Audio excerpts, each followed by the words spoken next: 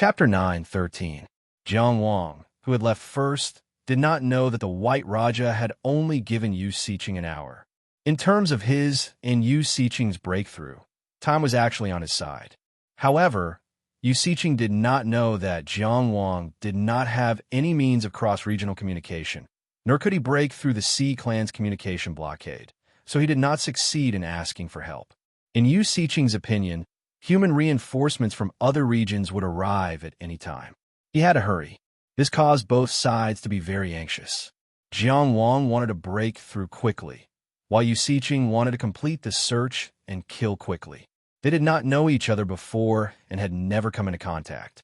But at this moment in the bewildering world, due to their respective backgrounds and standpoints, they had become two sides in an absolute sense of contradiction. One broke through, the other defended. One hid, the other searched. However, the anxious Jiang Wang quickly retreated after alerting the enemy and carefully lurked.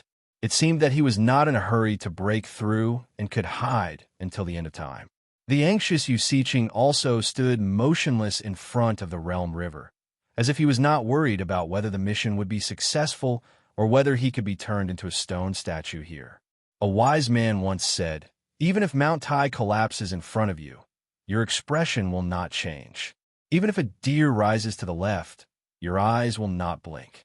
Then, you can control the situation and wait for the enemy."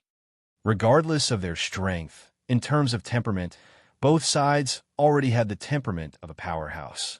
The more anxious they were, the calmer they were. The more they desired, the more they could control themselves. In terms of breaking through and sending a message, looking at the cultivators of Dingwei Island, Fu Yanqing's methods and strength were actually more suitable than Jiang Wang's. His chances of success were also higher. However, Jiang Wang was also a target that the White Raja used to curry favor with the Blood King. He was an important bargaining chip in deciding whether to continue this war. Fu Yanqing's escape would not affect the White Raja's determination to fight. Jiang Wang was different. So in the end, he was the one who appeared here. And he shouldered such a heavy responsibility and hid far away from the Realm River, making no progress at all. It was very difficult not to feel anxious. He had already waited for another quarter of an hour, waiting for at least 3 teams of Sea Clan warriors to rush to the Realm River. Yu Siqing still did not move. Not only did he not move, but he also did not send out the Sea Clan warriors who had just arrived. He was too steady. This guy was not just strong. Before at least 5 groups of sea creatures arrived at the border river, none of the sea creatures' warriors in front of the border river left. Jiang Wang took the risk to get close a few times and saw it through the red makeup mirror. The sea race mobilized the sea beasts and sacrificed them on the spot, piling up a wall of flesh and blood in front of the border river. The wall was drenched in blood and covered in bone spikes. Between the bone spikes, there were many eyes hidden. Jiang Wang didn't know what kind of wall this was, but he could tell that this wall of flesh and blood was not to be trifled with. It became thicker and thicker, taller and taller, longer and longer. In the end, it directly blocked the entire 7-li-long border river. As time passed, Yu Siqing did not leave the Realm River to search for him as he wished. Instead, they defended the border river and kept strengthening the defensive forces in front of the border river. The longer Jiang Wang waited, the slimmer the hope of breaking through the encirclement. If he had faced Yu Siqing and Shui Yingrong before, the possibility of him forcibly breaking out of the encirclement was only about 10%. But now, with this wall of flesh and blood, the possibility of him forcibly breaking out of the encirclement was completely gone. Yu Siqing first put himself in an invincible position before seeking the possibility of victory. Putting aside his combat strength, this kind of opponent was also very terrifying. He could be called a true commander. Jiang Wang suddenly realized that there seemed to be no other way except to continue waiting. And the result of waiting, Dingwei Floating Island would be destroyed, and the Dingwei area would become a complete sea race territory. And he, who was trapped in this area, would be found sooner or later. His only hope was probably the human race's counterattack. But how long would he have to wait? Could he hold on until then? Was he sure he could succeed? The situation was difficult. As the main battlefield of the human race and the sea race, Jiang Wang had not been in the bewildering world for long, but he had already experienced several life-and-death crises. It was no wonder that so many powerhouses had died here. Why be one of them? The battle with Granny Bijou and the son of the Blood King was also a life-and-death struggle. His life was hanging by a thread, but Jiang Wang was always certain of his victory. He never thought that he would lose. In the end, the one who died was indeed his opponent. But when facing Yu Siqing, he could not help but think of this problem.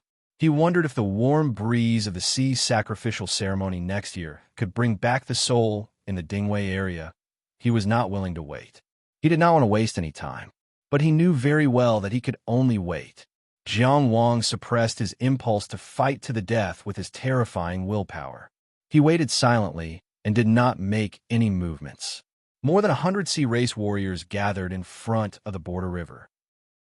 After the wall of flesh itself was like a terrifying giant beast, Yu Siqing finally made new arrangements. He began to assign small teams of the sea race to explore in all directions. The positioning of these sea race warriors was very particular.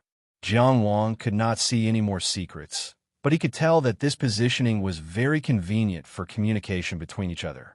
And in every team of sea race warriors, there was definitely one who had a red scale-like object on the back of his hand.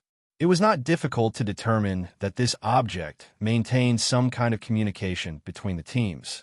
If not for his observation through the red makeup mirror, Jiang Wang would not have been able to see it so clearly. And this fishing net woven by the sea race warriors was open just like that. With the border river as the center, the net was cast in all directions. As the controller of this net, Yu Siqing had a firm grasp of the overall situation. But Jiang Wang could only wait for when this guy would leave. Compared to the terrifying wall of flesh and blood, Yu Siqing's main body was even more difficult to deal with. But as the net of the sea race was cast, he had to retreat further, to the point that he could no longer observe Yu Siqing through the red makeup mirror. In other words, he was now unable to determine whether Yu Siqing had left the border river to find him and where he had appeared. Facing such a fishing net, he could not use sneak attacks to kill a few sea race teams and disrupt the enemy's arrangements. Yu Siqing's arrangements were very strict. This was a gradually spreading, huge net. As long as he touched one of the points, the other points would quickly react. He killed the pursuing sea race warriors and could only weaken the pursuer's strength for a short period of time. But in reality, he had narrowed the range for the other party. The gains did not make up for the losses. He had already experienced the sea race's encirclement tactics once. That time, when he faced the son of the Blood King, he had done his best to kill his way out. But this time, there were more opponents, and they were stronger. He thought about it, and the only way was to wait for the net to expand to a limit, to the point where the eye of the net could allow him to pass through. Only then could he pass through it and hide behind the net. Of course, this was very difficult, but he had the invisibility cloak to conceal himself, and the red makeup mirror that illuminated a radius of 25 kilometers, allowing him to see the other party's movements, so there was such a possibility. This was a life-and-death situation, and also a game of chase and escape. Even if Mount Tai collapses in front of you, your expression will not change, and your eyes will not blink when a deer rises to the left. Then, you can control the situation and wait for the enemy. Su Sun's Mind Techniques. Chapter 9:14. The fishing net spread out by the sea race warriors opened very quickly, because they were also in a hurry. The other sea race warriors who did not come to the border river to set up defenses, but instead started to search with Dingwei Island as the starting point, moved even faster. However, Jiang Wang escaped here and did not know. Dingwei's area was very large. They locked onto the area between Dingwei Island and the border river, narrowing the area greatly, but it was still difficult. In Dingwei's area, there was often no straight line between 2 points that were slightly further away. Because the directions were chaotic, they twisted and turned. Jiang Wang was able to smoothly find the place by relying on the directions. At this moment of silent waiting, his heart was burning with anxiety. The Sea Race army surrounded the island and attacked fiercely. He did not know how long Dingwei Island could last. If Dingwei Island was destroyed today because he did not succeed in asking for help, he would have to bear this responsibility for the rest of his life. After waiting for a full 15 minutes, Jiang Wang, who was continuously retreating, finally stopped his movements. The net had expanded to a size large enough for him to pass through. His motionless position was calculated after careful analysis and observation through the red makeup mirror. It just happened to be in the net that the Sea Race team was searching for. As long as he stayed still, the Sea Race team would naturally pass by him. He wore a stealth cloak and stopped in midair, as if he had become a part of the bewildering world. The net was getting closer and closer. If he wanted, he could even see with his naked eye what the Sea Race looked like. Of course, he remembered his lesson and only observed with the red makeup mirror. Also, the red makeup mirror's field of vision was wider and more specific than his naked eye. The main mission of these Sea Race battle squads was to search. At this moment, their formation was loose, and the distance between them was very large. He was in the middle of two battle squads. Once he was exposed, he would immediately be surrounded by 20 Sea Race warriors, and this net would quickly tighten. The scattered Sea Race would quickly gather, and he would have no chance of escaping. The current Jiang Wang would not panic at this level of danger. He silently watched all of this, and even calmly judged the strength of each Sea Race from some small details of the search process. He constantly rehearsed in his mind. Once something unexpected happened, they would be able to react quickly. Who to kill first, what method to use to save the most Dao energy, how to kill the fastest. These were questions that he would constantly ponder in his mind. A regrettable accident still happened. One of them was a fat, general-level sea creature. It was unknown whether it was due to carelessness or something else, but the horse-like sea beast he was riding suddenly snorted and moved a few steps in another direction. Before this, his position in the team had been very stable. Because of the sea beast mount's reaction, it had deviated. This team was well-trained, and the other members of the Sea Race quickly adjusted their positions according to his position. This allowed the original formation to be maintained. Perhaps this was just a small accident for the Sea Folk team. It was quite normal and definitely not rare. But for Jiang Wang, it caused a huge disaster. The position of the mesh had changed. If he didn't move, he would enter the detection zone of this marine species team. If he moved, his invisibility cloak would be temporarily disabled. Because of such a small accident, regardless of whether he advanced or retreated, he had to face the consequences of being discovered. He relied on the red makeup mirror and invisibility cloak to chase after the only possibility of breaking through. But the net that Yu Siqing had set up was dense and complicated. It was precisely this kind of constant change that made the possibility of this large net overlooking the prey infinitely lower, at least until the mesh was too big to be made up for. Jiang Wang couldn't help but think about a question. In this marine species team, what kind of choice would each member of the Sea Race make? If he could determine their choice, then the second question was, if they firmly carried out the military order and clearly knew what to do, would the misdirection be effective? No matter what, he still had to try. Through the red makeup mirror, Jiang Wang constantly observed every approaching member of the Sea Race, trying to find the one who would be most easily affected.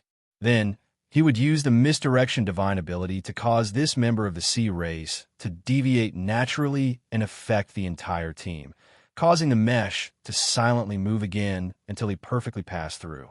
This required very precise judgment. He was also prepared to directly draw his sword and kill if the misdirection divine ability failed. The closer the other party was, the more carefully he observed. What choices would this member of the Sea Race make? Would he choose which direction to move in? Just as Jiang Wang was weighing the pros and cons, the Sea Race team suddenly turned and rapidly moved in another direction. Through the red makeup mirror, he could also see that the other Sea Race team within range had also turned around at almost the same time.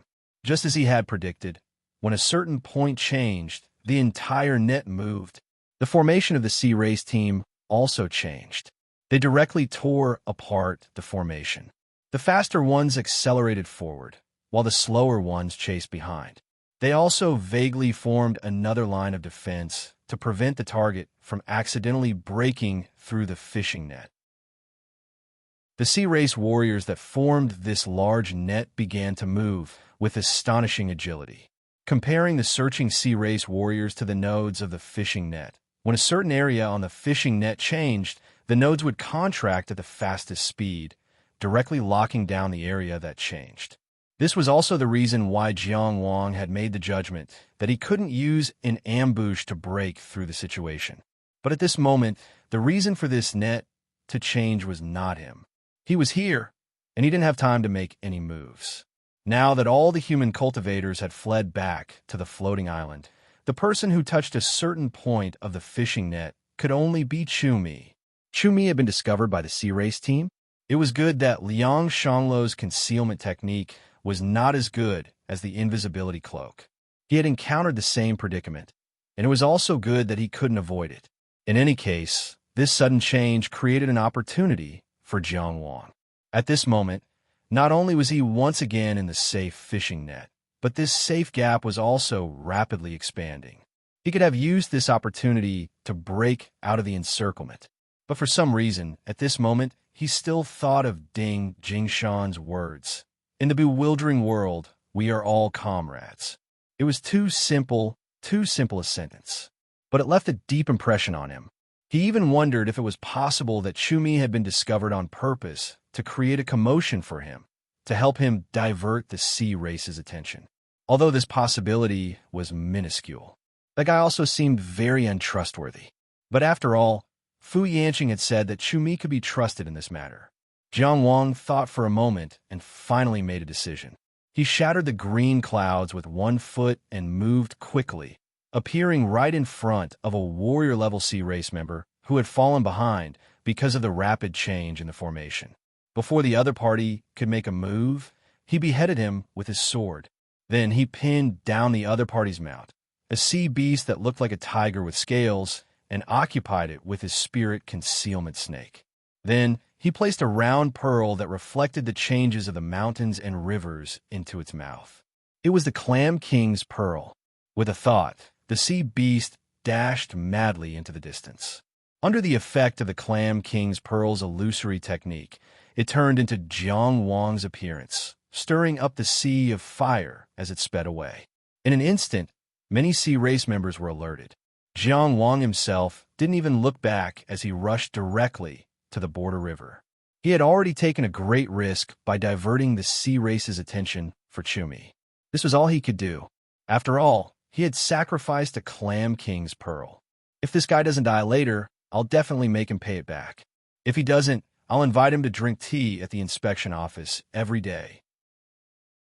I'll invite his master and disciples, as well as his good friends and fellow disciples, he thought viciously as he sped away. A blue metal constable could always find a way to deal with a cultivator from a sect like Liang Shanglo. Of course, the premise was that Chumi could survive because of this help. Chapter 9:15. Huff, huff, huff. Chumi panted heavily as he transformed into a translucent figure. He flew left and right in the air to avoid the Dharma spell attacks that constantly chased after him. The moment the sea race army surrounded the island, he wanted to escape, but he knew in his heart that there was no way he could escape. The reason why Ding Jingshan let Jiang Wang break out of the encirclement and did it so discreetly was because he did not want others to know, and it would affect morale. He knew that there was something fishy going on, so he followed quietly. He wanted to follow Jiang Wang, who he thought had an extraordinary background, and escape from the floating island together. After Fu Yanqing caught him, he almost gave up his dignity to beg for a chance to live. He knew very well that Jiang Wang's escape had to be kept a secret while the battle was intense. Therefore, he would either be punished by military law or show his value that he did not deserve to die. He chose to help Jiang Wang break out of the encirclement, and he sincerely wanted to help Jiang Wang break out of the encirclement. Firstly, although it was very dangerous to break out of the encirclement, the chances of survival were higher than staying on the island to fight the sea race army. Secondly, He really wanted to befriend someone with a deep background like Jiang Wang.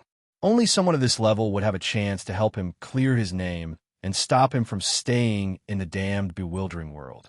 He really did not want to stay in the bewildering world anymore, not even for a day.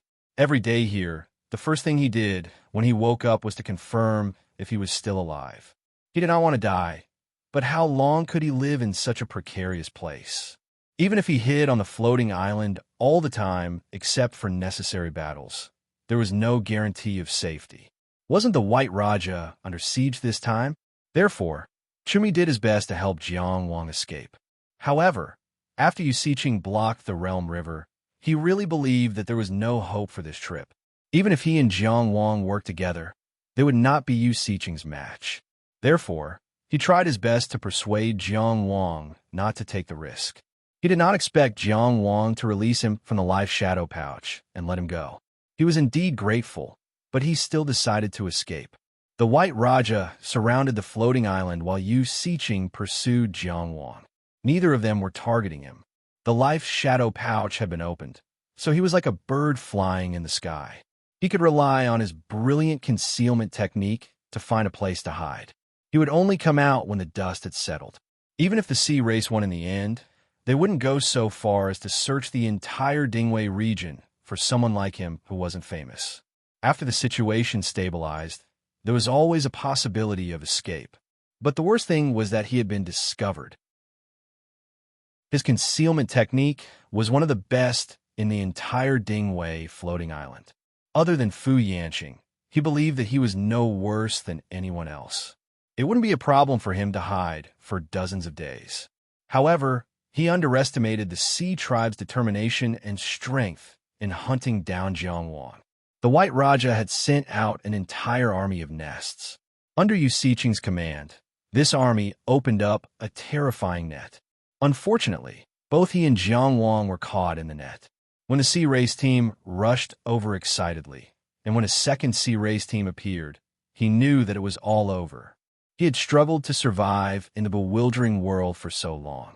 He had cheated to increase his chances of survival, but in the end he was going to die here. He was going to die a nameless death. He couldn't help but feel sad. F***CKU. Whoever doesn't want me to live, I won't let them live. Chumi, who was flying, weighed the storage pouch and gritted his teeth. He was about to go all out. The Sea Race team chasing him suddenly became a little confused, as if they didn't know whether to continue the chase or not. Chumi didn't know what had happened, but it didn't affect him from seizing this good opportunity. He burst out and widened the distance. It was only at this moment that Jiang Wang's appearance suddenly flashed in his mind. That young man directly opened the life shadow pouch, turned around, and left on a cloud. He was really carefree and high-spirited. He was like the young hero he dreamed of being when he was a child. Was it that kid who had been discovered? This was the only way to explain why a few of the Sea Race who were chasing him had turned around. They were chasing after Jiang Wang, and their target had always been Jiang Wang. Chumi, was just an innocent bystander caught in the crossfire, but Chumi had another thought. Was he really just an innocent bystander caught in the crossfire? To the Dingwei district that was about to be destroyed?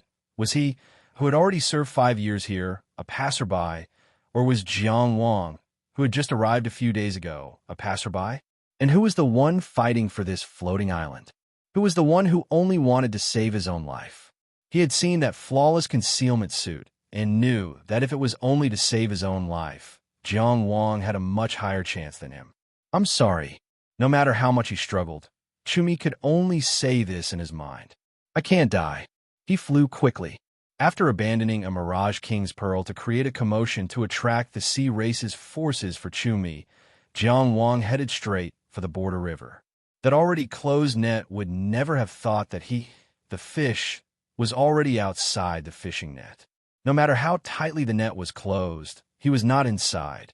As the controller of this fishing net, Yu Siqing should have already gone to capture the harvest.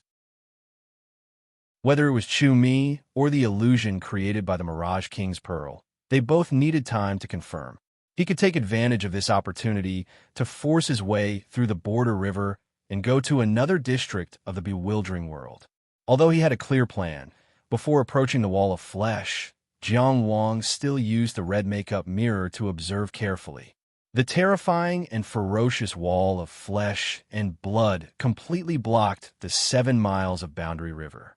In the red makeup mirror's vision, he could only see 3 small sea race teams stationed above the wall of flesh like a city gate tower. Among the 3 small teams, there were 6 commander-level sea race members and 24 general-level sea race members. They were spread out over an area of 7 miles, and the defense line was actually very sparse. If they forced their way through any point, they would only need to deal with 1 commander-level sea race member at most. This level of defense was far from enough to stop Jiang Wang, who had a record of defeating 9 sea race members by himself. It was probably the wall of flesh that gave them confidence. One of the old friends was the commander-level sea race member whose original form was 6 wings and 80 legs. Jiang Wang remembered that he was extremely fast, but he was just a defeated opponent. Jiang Wang had a complete psychological advantage over him. Yu Siqing was not here. There was no time to test the power of this wall of flesh. Once Chu Mi was captured and the illusion created by the Mirage King's Pearl was exposed, Yu Siqing would immediately realize that Jiang Wang had not been caught. With his cautious behavior, he would definitely return to the border river to help before rescreening. Jiang Wang pursed his lips. He observed with the red makeup mirror while slowly sneaking in. Just as he was about to be seen by one of the sea race members, he suddenly drew his sword. Stepping on the blue clouds, the old general in his twilight years charged toward the wall of flesh and attacked his opponent. The breakthrough point he chose was not the old friend, but the commander-level sea race member who seemed to have the weakest presence. The result was the most important. He wanted to kill him in one strike, then build a bridge to cross the river with lightning speed. Chapter 9:16. An old general in his twilight years was a sword with an extremely heavy aura. With the high speed of 1 step to heaven as a foundation, the sword had almost reached the enemy as soon as it was unsheathed. Jiang Wang could already clearly see the wrinkles on the face of the Sea clan member in front of him, as well as the fear in his eyes. His sword did not hesitate at all as it pierced through the other party's neck. However, at this moment, the incomparably sharp Chong Xiangxi felt a trace of sluggishness. There seemed to be some kind of flesh and blood hanging in the other party's neck, constantly entangling the sword. It was constantly grinding and locking. Was it some kind of innate divine ability or a special secret technique? At the same time as these thoughts, an extremely strong sense of danger arose. Danger! Danger! Danger! Jiang Wang did not hesitate. His Dao essence surged out as he suddenly pulled out his long sword and retreated quickly. However, the commander-level Sea clan member that was stabbed by his long sword exploded almost at the same time. This Sea clan member exploded from head to toe, but there seemed to be no bones or flesh, only skin and blood. His entire body was like a bubble filled with blood that exploded in front of Jiang Wang. Countless blood splattered. Jiang Wang could not avoid it in time, nor could he completely avoid it. Even though 1 step to heaven was unparalleled, there was still a pool of blood that spilled on his chest. It was an extremely bright red color. The concealment robe was flawless and unstained. However, the bright red color was imprinted there. It was a blood color that could not be erased. Jiang Wang used his Dao essence to erase it, but there was no change at all. This meant that the concealment robe had lost its effect. At this moment, how could Jiang Wang not understand that he had completely fallen into a trap? The Sea clan had clearly been prepared and had specifically targeted his concealment robe and used a method to break it. Jiang Wang immediately tore off the concealment robe because he was worried that this pool of blood had other uses. However, even though he tore off the concealment robe, the blood was still imprinted on his chest. This blood color was not only imprinted on the concealment robe, but also on his entire body. It was like a corpse that could not be avoided.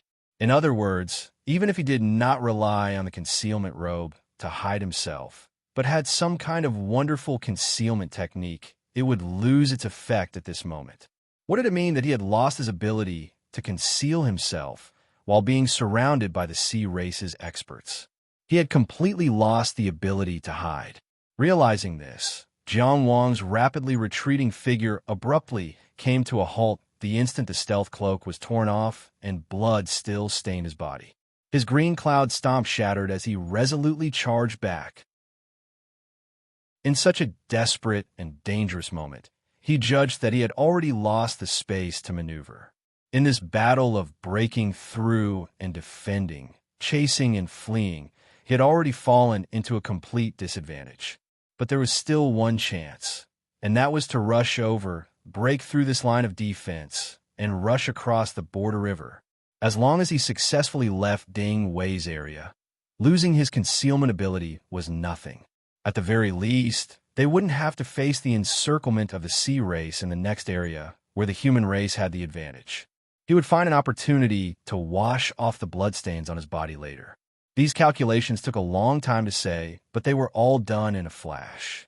In the eyes of the bystanders, Jiang Wang had suddenly appeared, pierced through the sea race's opponent with his sword, and then retreated to avoid the splattering blood.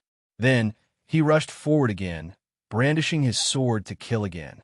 His left hand released the samadhi true fire, burning the wall of flesh, while his right hand released a sharp sword chi, splitting heaven and earth in two.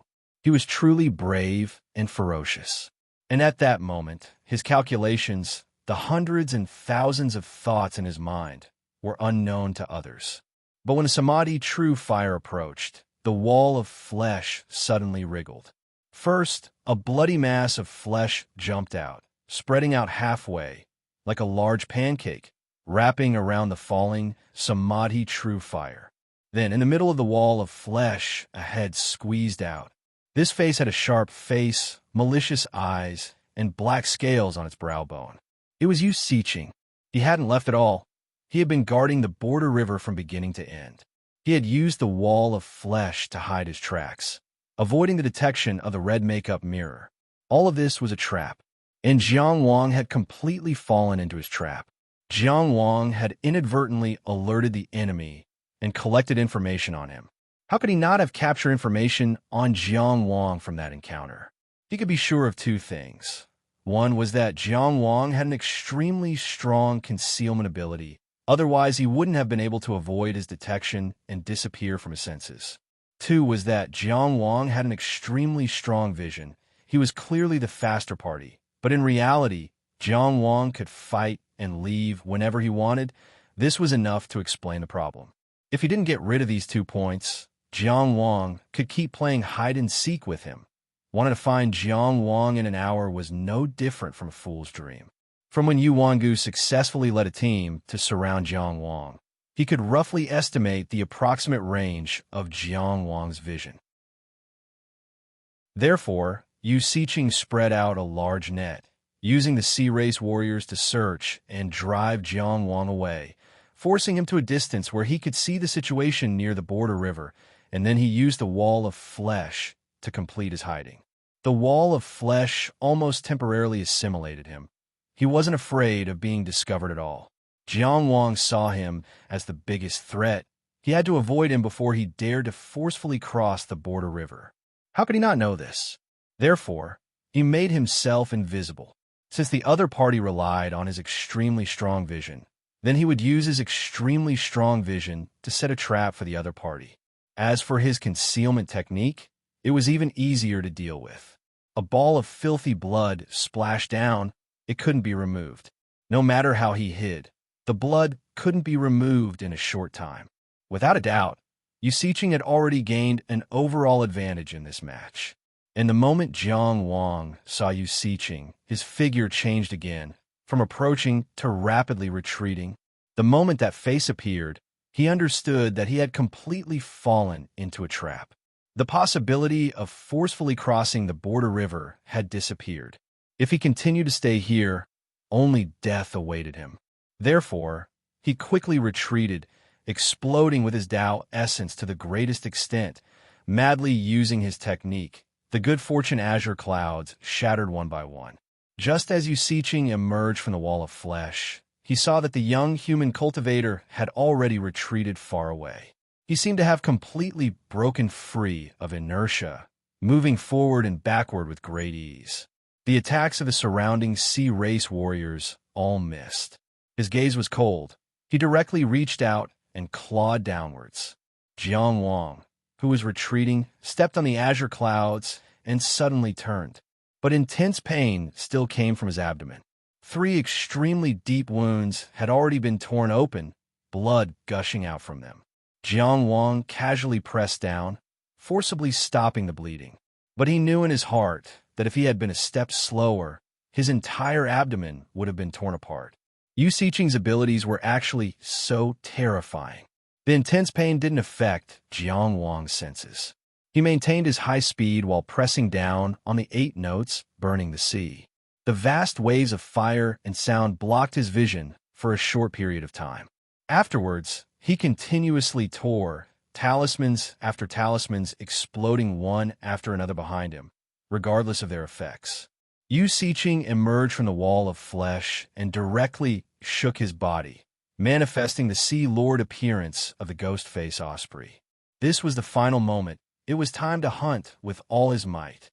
His figure practically moved, catching up to Jiang Wang, but he just happened to crash into the boundless waves of flames and sound. The black tide surged around him, separating the waves of flames and sound. He forcefully endured this extremely powerful Dao technique through intense consumption, but immediately afterwards, one talisman after another flew towards him. The turbulent flow of techniques almost blinded him for a moment. You can't escape. Amidst the intense rumbling, Yu Xiqing's brutal voice traveled extremely far. Chapter 9:17. Jiang Wang naturally knew that he couldn't escape now. The moment his concealment cloak was exposed, he had failed. With so many sea race experts hunting him down, he was no different from a lamb waiting to be slaughtered after losing his concealment ability. The moment Yu Xiqing hid in front of the border river and killed his way out of the wall of flesh, his last hope had been completely extinguished. He couldn't cross the border river, he couldn't hide, and he couldn't run too far. The densely packed sea race warriors had to be swarming over from all directions by now. Yu Xiqing and even Shui Yingrong were faster than him. He had already lost this battle. Yu Xiqing knew this, and so did he. Anyone with a clear mind would be able to see this fact clearly. But he wouldn't just sit and wait for death. Even if he could only live for a breath of time, he would put in all his effort and struggle for his life. He had walked all the way from Maplewood City to where he was now with so much effort and difficulty. It definitely wasn't for the sake of saying, "I admit defeat," before dying. No, he would never wait for death. He would fight to the last moment. Only then would he be known as Jiang Wang. Under the effects of meteoric rise, Jiang Wang instantly fled far away. The chaotic directions of the bewildering world and the bombardment of the talismans caused Yu Xiqing to temporarily lose his sense of direction. He quickly suppressed his furious emotions and calmly mobilized the army. A momentary escape wasn't important. That net was still there. As long as he adjusted it slightly, it could be reformed. But this time, his opponent had nowhere to hide. Shui Yingrong. Yu Xiqing pointed in a direction. Go this way. Regardless of the cost, chase after him as fast as you can. If you discover anything, immediately respond. As he rearranged the net, he found the 2 most likely directions. One was for Shui Yingrong to chase, while the other was for him to chase. In such a tightly arranged net, and with him and Shui Yingrong, 2 experts who were faster than Jiang Wang, capturing Jiang Wang wasn't difficult. The moment Jiang Wang jumped out of hiding and stabbed his sword into the wall of flesh, victory was already decided. Things were exactly as Yu Xiqing thought. Jiang Wang used up all the remaining talismans and finally escaped from the vicinity of the border river. However, before he had time to take a breath, he ran into a group of Sea Clan. This time, there was no need for Jiang Wang to hide. He directly rushed forward and killed all of them. This Sea Tribe team was mainly made up of general-level Sea Tribe members, assisted by battle soldiers. For the current Jiang Wang, they were no obstacle at all. However, The moment this group of sea folk saw him, it meant that the net that had been set up to capture him had been activated once again. Yu Siqing once again grasped Jiang Wang's position, and with his speed, he might be able to catch up very soon. If someone could overlook the entire situation, they would be able to see that in a huge area in front of the border river, with Jiang Wang as the center, countless sea tribe warriors were madly gathering. If this was a fishing net, the mesh was so small that even a fly wouldn't be able to fly through it. Jiang Wang didn't need to observe at all to know his situation. This was an extremely difficult moment. Even with his temperament, he couldn't see any hope. He searched for all possibilities, but still couldn't find a chance to win. It was equivalent to fighting against an entire Sea Nest's army alone. This was something that was impossible to do. He wasn't even a match for Yu Siqing, let alone Yu Siqing's many subordinates. Jiang Wang gripped his longsword tightly and pursed his lips. It was already impossible to escape, but at this moment, there was still one thing he could do. 57 more to go. He didn't forget about this matter. 57 more commander-level Sea Tribe commanders were needed to complete the cleansing. If death was the inevitable outcome this time, then let's see if he could complete the cleansing before he died in battle. At least he had fulfilled his promise and saved his friends. Then he had to seize the time and kill as many enemies as possible before Yu Siqing caught up. This youth turned his longsword upside down and continued to step on the clouds. The longsword in his hand was cold, and his heart was boiling with killing intent. His Dao techniques were vast and majestic. His sword techniques were unstoppable, and his magical powers burned everything. He unleashed his greatest killing power and released all of his murderous nature. This day, for many Sea Tribe members who came into contact with Jiang Wang first, was doomsday. They were often killed in a single exchange. They didn't have time to resist, or even if they resisted, they still died.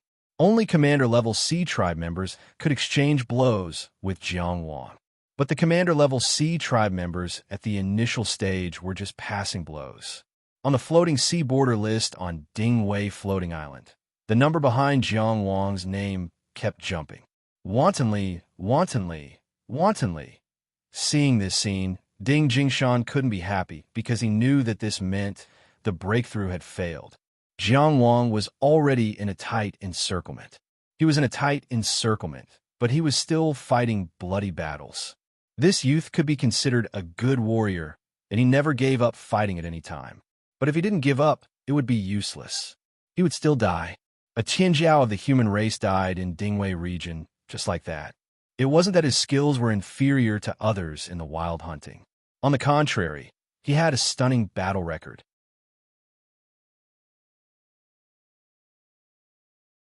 Chapter 9:18. It's very dangerous, Chumi suddenly said as they flew. After a while, he repeated, it's already very dangerous. Jiang Wang didn't know what he meant by saying all this nonsense, but he didn't bother to interrupt him. After all, he was about to die. He should have the right to say some nonsense. Chumi suddenly asked, we've already reached this point. The purpose of the trial has already been achieved, right?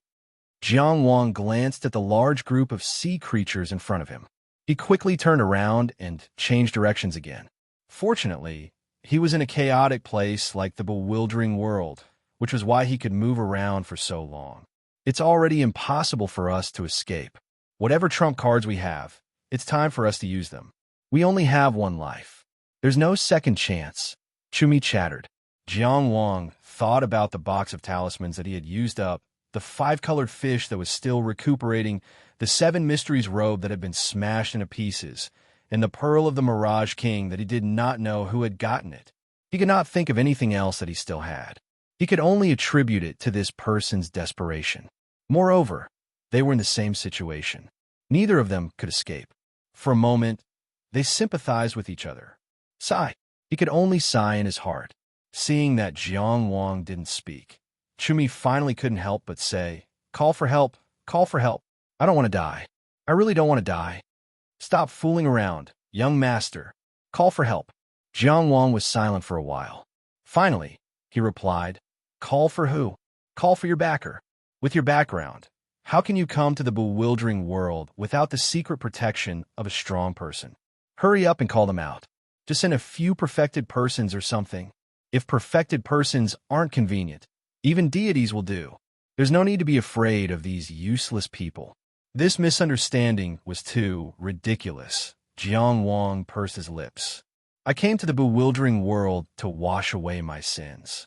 Who the F***CK cares why a young master like you came to the bewildering world? What? What do you mean wash away your sins? Chumi couldn't react for a moment. Jiang Wang couldn't be bothered to reply. He just controlled the direction of his flight and escaped from Chu Mi's secret technique for a short period of time. Then, he directly faced a group of sea species. His sword Qi was unstoppable, and heads were instantly chopped off. It was a massacre. After a cold glint flickered, it instantly separated from the Sea Tribe's team, leaving behind a pile of floating corpses. Chumi put his hand on Jiang Wang's shoulder again and continued to use the secret technique to get off a donkey. However, his voice had become very strained. You're kidding me, right? Prince Jiang, I respect you very much, really. But now is not the right time for jokes. You don't want to die, and neither do I. Jiang Wang also responded seriously, but I'm not joking. I've risked my life to find you. I've been chased by so many Oceanids, and I've used so many treasures. And you're telling me that you're here to cleanse your sins? Chumi gnashed his teeth in anger. Who the hell would send a prodigy here to cleanse his sins? Chumi's words weren't without reason. If it weren't for Zhu Biqiong, Wei Sun wouldn't have bypassed Qi and thrown Jiang Wang into the bewildering world. Qi wouldn't have allowed such a thing to happen. For example, when he killed Hai Zoming, Qi directly supported him and didn't take any responsibility, unless Qi also gave up on him. Therefore, it was no wonder that Chumi kept thinking about the rumored hidden branch of the imperial family and the experts who secretly protected the hidden branch of the imperial family. When he was discovered by the Sea Tribe soldiers and had nowhere to run, he risked his life to get closer to Jiang Wang's position. It wasn't an accident that Jiang Wang met him, but rather, he deliberately came to find him. This feeling was like he was desperately struggling when he was drowning and finally grabbed onto a life-saving straw, but in the end, it was really just a fucking straw. He had just grabbed onto it and didn't even use his strength, but it was already broken. I came willingly, Jiang Wang said. What crime did you commit? What kind of heinous crime did a genius like you commit to make the imperial court give up on you? I came on behalf of a friend. Jiang Wang's voice was very calm, just like when he used the heaven-ascending immortal technique. It was steady and steady, almost without any mistakes. Every step he took was close to the best choice. In this big net of the Sea Tribe, he tried his best to struggle and delay his life for a few more breaths. Chumi fell silent. He didn't know what to say, nor did he know what else to say. It seemed that he could only accept his fate. After a long while, he said, Although I don't want to admit it, you seem like someone who would do such a thing. Previously, when Jiang Wang directly crushed the life shadow pouch and let him leave, he was already surprised. But at that time, he felt that it was probably just the arrogance of a noble who was full of confidence at that moment. At the same time, it was also disdain for a small figure like him. But now it seemed, this was really a straightforward and upright guy. At such a young age, he already made him look up to him. The previous commotion attracted a lot of Sea Tribe. You deliberately created it, right? Chumi asked again. Yes. I wasted a Mirage King's Pearl, Jiang Wang said casually. If you have the chance, remember to return it to me. Chumi closed his mouth again. Jiang Wang felt that this person's heart seemed to have completely collapsed. Even the secret technique of taking advantage of the situation was only subconsciously maintained. But Jiang Wang didn't intend to remind him or ask him to. Everyone had the right to choose how to face death. Struggling might not be satisfying, and being numb might not be a bad thing. The silence lasted for a long time. After Jiang Wang turned again. Thank you, Chumi suddenly said quickly and softly. What? Jiang Wang didn't hear clearly. I said, Chumi said loudly. How did you live until now when you're so stupid? Jiang Wang said, You should be glad that we're in this situation now. Otherwise, I'd definitely teach you how to speak. Ha ha ha ha. Chumi laughed again. What are you laughing at? Jiang Wang felt that he had gone crazy. But at this critical moment of life and death, chatting with a crazy person seemed to relieve some of the terrifying pressure. He felt more relaxed for some reason. I'm laughing at what I've been doing all these years. I've lived without dignity and shame, no matter what others say or think of me. I wanted to live regardless of anything. But I still can't King live. Ha ha ha ha ha, isn't this funny? It's not very funny, Jiang Wang said honestly. CKU. I knew you looked down on me. Chumi cursed. After realizing that Jiang Wang couldn't get any reinforcements, he lost his respect for Jiang Wang. As death approached him step by step, he seemed to be tearing off his mask bit by bit. What kind of Chumi was under that shameless, deceitful mask? You have to earn your own reputation, not rely on others to give it to you, Jiang Wang said. Doesn't matter whether I respect you or not. You think you're the only genius? I've cultivated to the outer building realm in a rundown place like Liangshenglu. But I'm also amazing, okay? Chumi grinned, somewhat proud of himself. You think you have a better background than me, but you also think you're smart enough not to fall for my tricks. You're so inexperienced. You don't even know I left a mark on you. If this shit hadn't happened, I would have found some time to steal your treasure. Do you believe me? I believe you, Jiang Wang said casually. But when the arrestor god comes to catch you one day, I hope you'll find some time to run away. He was a dignified 4th rank blue medal. If his treasure was stolen, it wouldn't be a problem to set up a major case in the capital city's inspection office. He couldn't guarantee anything else, but dealing with the cultivators of Liangshenglu was like a cat catching a mouse. Chumi choked and became angry out of humiliation. You don't seem to be in the right mind. What kind of situation is this? And you're still arguing with me about this. You're about to die. Okay, little brother. What a coincidence. You're about to die too, Jiang Wang said. There was a moment of silence. Chumi's madness disappeared, and he said sadly, I don't want to die. Jiang Wang finally sighed. I don't want to either. Chapter 919. While running, Chumi said in disappointment, I still have many unfulfilled wishes. Unfortunately, I won't have the chance to fulfill them. Jiang Wang said, I also have many things I want to accomplish, but one of them is being fulfilled. What is it? Chumi asked. Jiang Wang undid the connection of his secret technique and rushed forward. He killed the Sea clan members that were coming at him with a few simple slashes. Then he said, 41 more to go. The target to clear your name? Chumi put his hand on his shoulder again and asked, Yes, commander-level marine race. Chumi's face twitched. He felt that this was a bit harsh. How many do I have to kill? 100. Why do I feel that someone who's been punished like this has a backer? Chumi asked himself in his heart. He said, What kind of mistake did your friend make that he needs to be punished like this? Sometimes, being punished isn't necessarily because of a mistake. After Jiang Wang said this, he looked back. He felt that the marine race's net was getting tighter and tighter. There was almost no room to maneuver. Chumi was silent for a moment. You're right. He paused and asked, So you should also believe that I was wrong, right? Do you want to hear the truth or the lie? Of course I want to hear the truth. Chumi came back to his senses. I don't want to hear it anymore. It's so hard to talk to you. Then save your strength. You could die a more dignified death later. Chumi gritted his teeth. Thank you. But after a while, he said, But speaking of which, I believe that you were wronged. Jiang Wang said without much sincerity, Then I still have to thank you. Sometimes I really envy people like you. This world seems to be prepared for people like you. At this time, Chumi really had a lot to say. But Jiang Wang didn't say anything else, because he realized that he couldn't achieve his final goal.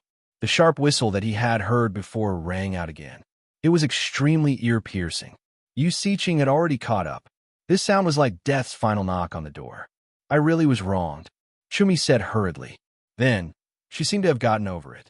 But that's not important. I'm not a good person either. Even if we don't punish him for this crime, we can punish him for something else. Jiang Wang was obviously not listening to him. He muttered to himself, We have to find a way to kill him. Of course, Chumi knew who he was. She found it hard to breathe. Can you do it? Jiang Wang obviously didn't have much confidence, but his eyes were very firm. Whether or not we can do it, we have to do something, right? Chumi tilted his head and looked at the young man. Indeed, he saw a light that made it difficult for others to look straight at him.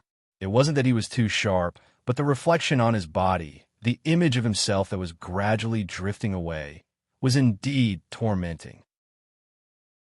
Jiang Wang didn't think too much about it. It was getting closer. With Chu Mi's cooperation, he was already doing his best to escape. However, the sound became more and more intense.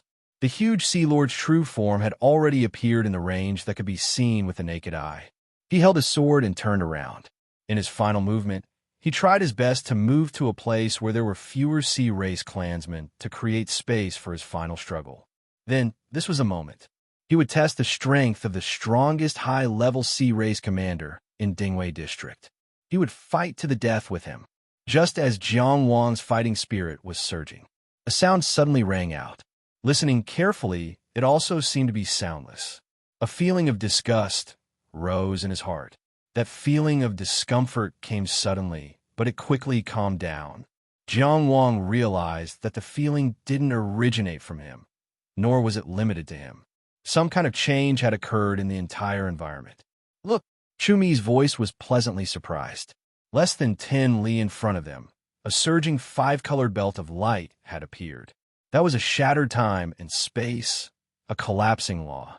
It was a border river that was dozens of zhang long. When they were at their most desperate, the bewildering world happened to shift. In the chaotic, bewildering world, the border river was also constantly changing. This kind of change was almost without any pattern. It might be here today, there might be there tomorrow, and it might not change for several months. This was the reason why neither the human race nor the sea race had built permanent fortifications in front of the border river. No matter how much they invested, it might lose its meaning after one night. The moment Jiang Wang discovered this border river, he suddenly changed direction. Stepping on the clouds, he rushed away. If death was unavoidable, then before he died, he would make his opponent pay a sufficient price. But in a situation where there was still a chance to escape, of course he would escape first. Another 8 notes of burning the sea remained in place to block his path. Jiang Wang moved quickly and was already near the border river. He took out a sparkling and translucent small bridge from his storage box and directly supported the border river. A bridge made of bewildering crystal. This small bridge expanded in the wind and supported itself above the border river. The 5-colored light surging under the bridge suddenly stopped. That was because the shattered law had been suppressed for a short period of time, and new law was born at this time and temporarily existed. The colorless and translucent bridge above the 5-colored border river was the embodiment of normal law. It allowed people to pass through. Under the connection of a secret technique, Jiang Wang and Chu Mi flew near the bridge at the same time. But when they felt the displacement of the bewildering world and fortunately saw the border river appear nearby, Yu Siqing, who had already caught up, naturally saw this scene. He directly surged the black tide, crashed into the 8 notes of burning the sea, and tore down with a claw from afar. Jiang Wang suddenly felt a sense of danger. He stopped abruptly and stopped in midair. And just less than 2 meters in front of him, a terrifying claw wind directly pierced through space. If he did not stop just now, he and Chu Mi would have been torn in half. Yu Siqing's claw predicted his position based on the speed he displayed. However, in a situation where he already understood Yu Siqing's special methods, Jiang Wang also predicted Yu Siqing's attack. It seemed like he had one half a hand, but when he was forced to stop by the claw, a terrifying figure with 6 wings and 80 legs had already blocked the newly born border river. It was Xue Yingrong. As a powerhouse in the Sea Race army whose speed was second only to Yu Siqing, he immediately chased after Yu Siqing found his target. And at this moment, he blocked the path with his Sea Lord true form. Jiang Wang understood Xue Yingrong's strength very well. and knew that he did not have the possibility of instantly killing him. But at this moment, he could not stop for even a breath, because the more terrifying Yusiching was right behind him. So after Jiang Wang stopped, he directly advanced, faced his opponent, and emitted a terrifying killing intent. In the second inner mansion, frost flickered. Misdirection activated. Shui Yingrong rushed over at top speed and blocked the newly born border river. Of course, he wanted to prove himself, but when he saw the youth attacking without any hesitation, he suddenly remembered the scene where he was surrounded by 9 people, but 6 of his comrades were killed consecutively. A thought appeared in his mind. I will be killed instantly. He could not help but think. With Yusiching here, this person can't escape. My bloodline is noble. Why should I be buried with him? I might as well avoid him first. So at the critical moment of the battle, he suddenly flapped his wings and retreated. He also gave up the bridge behind him. Chapter 920. Yusiching's angry roar came from behind. The honor of the surname Xing is lost to you. However, Jiang Wang and Chu Mi had already rushed toward the bridge. Whoosh! Yusiching ignored the huge consumption of energy and swung his claw again in an extremely short period of time. Jiang Wang raised his foot halfway, but the bridge in front of him had already collapsed, and 5-colored light surged in front of his feet again. He raised his foot, but he couldn't put it down. Chumi had already mobilized his Dao energy and was determined to work together with Jiang Wang to kill the Sea Race member blocking their way on the spot and earn himself a chance to live. However, he didn't expect the Sea Race commander to be so terrified of Jiang Wang that he actually retreated before the battle. Of course, this was even better. He didn't care about the meaning of the battle. Being able to live was infinite joy. However, the sudden appearance of a giant claw destroyed his hope once again. He watched as the bridge that had already been placed on the Realm River was directly crushed by the claw and disintegrated into the nomological fragments flowing in the Realm River. How hard he had worked to live until now. He originally thought that he would definitely die, but now he saw hope. He originally thought that hope had arrived, but it was immediately shattered. The light of hope that had fortunately appeared in a hopeless situation was destroyed just like that. F***CK your mother. He revealed his human form from his semi-transparent state and turned to look at Yusiching, who was rushing over. His eyes were filled with anger. Yusiching, you will die a horrible death. However, under his anger was full of despair. He knew more than Jiang Wang how terrifying Yusiching was. He, who had been in the bewildering world for a long time, also knew that there was no other way. Yusiching, who had broken through the sea of fire, still had blood dripping from the right claw of the Sea Lord. He had directly attacked the bridge just now. Although he had stopped in time, he still left 2 claw fragments in the Realm River's destruction. However, he seemed to be unaware of it and only flapped his wings and rushed forward. Shui Yingrong, who was at the side, rushed forward again to prove himself. His gaze was firm and fierce, probably because he couldn't be influenced by the wrong path again. Even further away, a dense crowd of Sea Race warriors had already swarmed over. The area near the newly born Realm River was already filled with Sea Race warriors.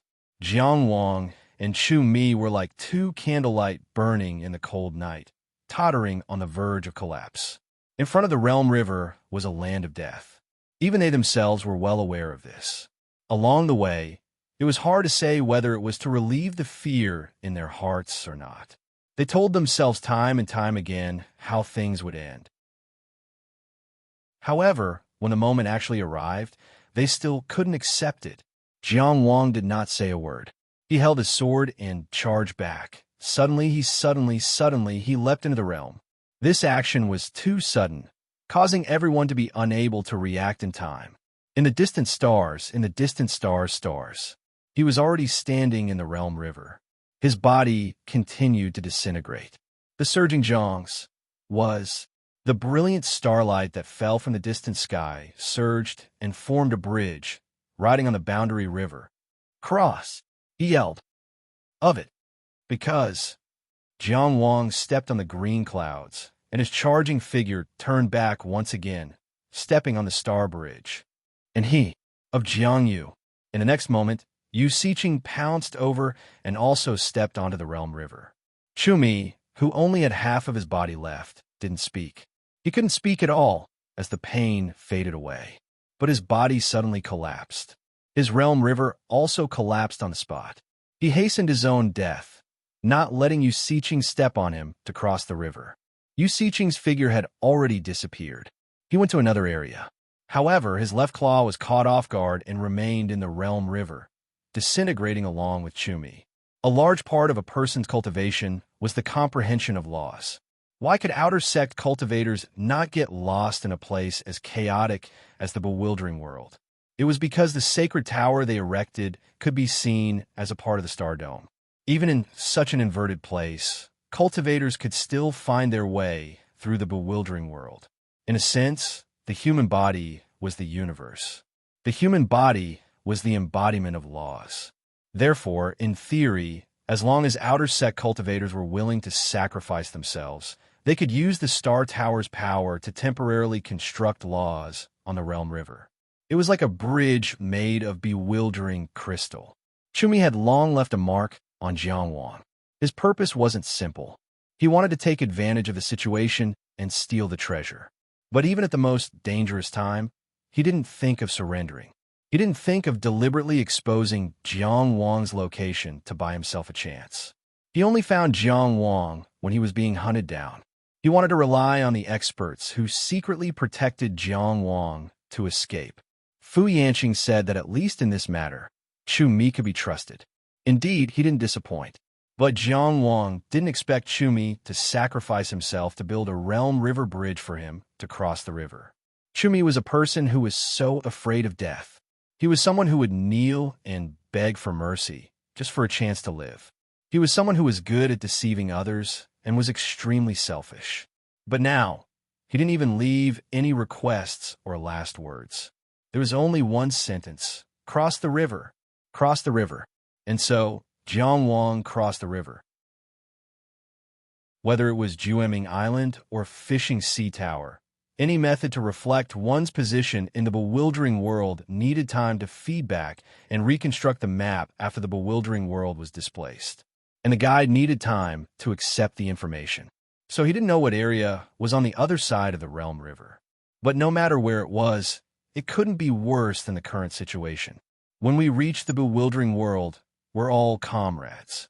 He didn't know whether Chumi believed this or what he was thinking before he died. His struggle, hesitation, hatred, and determination all dissipated in the multicolored fragmented streams. Probably no one would ever know why he made such a choice. But Jiangwang did cross the Realm River by stepping on the corpses of his comrades. His heart was filled with mixed feelings. He didn't know what to say. Shui Yingrong stopped in front of the Realm River. He almost disappeared in the Realm River, if he hadn't been one step slower. At this moment, he felt fear and resentment. "Who has the crystal bridge? Hurry up and bring it to me," he ordered loudly. The crystal bridge was the Sea Clan's bridge. It was made of bewildering crystal, but the construction method was slightly different. But the essence was the same. There were different forces within the Sea Clan, and they usually fought for themselves. They rarely crossed regions and rashly went to other forces' territories. Cross-region wars didn't happen often, and because of the preciousness of bewildering crystal, almost no one would carry a crystal bridge with them. It was only when the Sea Clan's army moved out that they made some preparations. This thing was very important as an army resource. Shui Yingrong disliked the speed and even personally went to the Sea Clan's army to bring the crystal bridge back and set it up on the Realm River. He personally selected 10 small combat squads and ordered, "These 10 squads will cross the Realm River with me. The other warriors will stay here and wait for the next arrangement. The bewildering world will be shifted. My king will definitely give an order." Just like how Jiangwang didn't know what region the other side of the Realm River was connected to, Shui Yingrong didn't know either. Rashly bringing people to another region was undoubtedly very risky. If they entered a region where the human race had an absolute advantage, with their combat strength, they would only be sending themselves to their deaths. But he could not go. Yu Siqing had already lost a leg in front of him because he chased after Jiang Wang. In the other region, he might not be Jiang Wang's match. His previous nervousness and avoidance had already caused him to lose a lot of face. If he didn't go support Yu Siqing now, he definitely wouldn't be able to escape military law. Quickly cross the river and support Commander Yu. He stepped onto the crystal bridge. Chapter 921. Dingwei Floating Island. Ding Jingshan and the White Raja were naturally the first to sense the sudden displacement of the entire bewildering world. However, their reactions were completely different. Looks like fate is on the side of us humans. Ding Jingshan grinned. Come. The bewildering world has shifted, and the surrounding situation is uncertain. To prevent any accidents, please come to the island for a chat. White Raja. The human cultivators on the island shouted in unison, White Raja, please come to the island.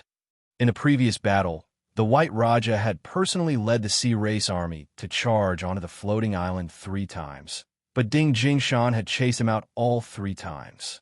The suppression of the rules of the floating island on the Sea Race was the greatest reliance of the island's defense. However, with the continuous attacks of the Sea Race, the floating island itself was constantly being modified. When its unique rules disappeared, the entire floating island would fall into the enemy's hands. At this moment, Ding Jingshan was brimming with confidence and invited the White Raja to attack again. The White Raja stood outside the island and looked at Dingwei Floating Island, which had already been breached and was now covered in smoke. This island was practically a piece of fat meat in his mouth. If he had another hour, he would definitely be able to devour it, but in the end, he only spat out 2 words gloomily, retreat. As for the reason for the retreat, it was actually already in Ding Jingshan's words. The bewildering world has shifted, and the surrounding situation is uncertain. Even the White Raja and Ding Jingshan didn't know how many districts were connected to Dingwei's district and where they were located. Attacking the floating island itself meant fighting under a suppressed situation, and it was difficult to succeed in one go. At this moment, the 5 nests were also empty of troops. If they happened to be close to an area where the humans had an advantage and the other party sent out a large army to take advantage of the situation, the losses would outweigh the gains. It was even very likely that the humans would launch a pincer attack and wipe out the White Raja's entire army. The White Raja could not take such a risk. After Jiang Wang escaped, there was not much meaning in attacking Dingwei Floating Island. Therefore, he decisively ordered the retreat, completely unaffected by his emotions. In fact, in the bewildering world, whether it was the humans or the Sea Race, they had always tacitly agreed to defend their headquarters when the bewildering world shifted. Only when there was no need to worry about the rear would there be expansion and exploration. This was not a rule, but a lesson learned through countless blood and tears. Both the human race and the Sea Race had suffered greatly in this regard. The White Raja stood guard outside the floating island. When they came, he was the vanguard. When they retreated, he was the rear guard. Regardless of his standpoint, he was indeed a qualified duke. Even Ding Jingshan couldn't help but heave a sigh of relief in his heart when he saw the dense Oceanic clan's army retreat. His eyes were still fixed on the White Raja, maintaining his vigilance. He had already decided in his heart that after this battle, no matter what, he would find a way to build a second floating island. After the army retreated, the human cultivators on Dingwei Island still did not relax. The White Raja finally gave up his final attack and turned to leave. Although he had the intention of luring the snake out of its hole again, Ding Jingshan was still very steady when he was at his weakest. Of course, there was not the slightest bit of regret on his face. "Has Yu Siqing caught anyone?" he asked casually. After a while, he finally got an answer. Yu Shuai chased after the target and went to another area. The White Raja paused and didn't say anything in the end. With Yu Siqing's identity, abilities, and strength, he really shouldn't have taken the risk to go to another area without knowing anything. But on the other hand, it was his order to capture Jiang Wang, and Yu Siqing was just faithfully carrying out the order. You still owe me a Mirage King Pearl. Don't you want me to owe you more? This is not how you repay a debt. With this kind of melancholy in his heart, Jiang Wang appeared in a strange area. The reason why it was strange was precisely because this place was too normal. There was a sky above and fertile soil below. Flowers bloomed everywhere, and green grass was like a carpet. A warm sun could be seen in the sky, and forests and mountains could be seen in the distance. The feeling of time, being in chaos, completely disappeared here. This place was simply the real world. Moreover, it was peaceful, and there were no disputes. It was precisely this kind of normalcy that appeared particularly strange in a bewildering world. But Jiang Wang didn't have time to think too much, because Yu Siqing had already appeared behind him. At this time, Yu Siqing had already retracted his Sea Lord true form, and he looked very miserable. 2 fingers on his right hand were broken, and his left leg was broken at the knee. He appeared alone behind Jiang Wang, and from his appearance alone, he definitely didn't look like a powerful pursuer. He and Jiang Wang arrived in this area at the same time. The moment he landed, his expression changed drastically. Because this area was very close to the real world, it was naturally normal for Jiang Wang, but to him, it was a suppression. How could he, who had been in the bewildering world for a long time, not know? He took the risk to chase after Jiang Wang and took a gamble, but in the end, he drew the worst of the lot. This was one of the few areas in the entire bewildering world that was completely occupied by the human race.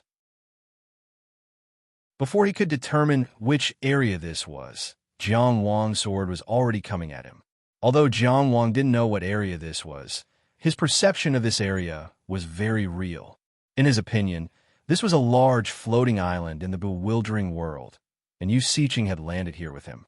His battle prowess wasn't affected, but as a member of the sea race, his opponent was suppressed by the rules.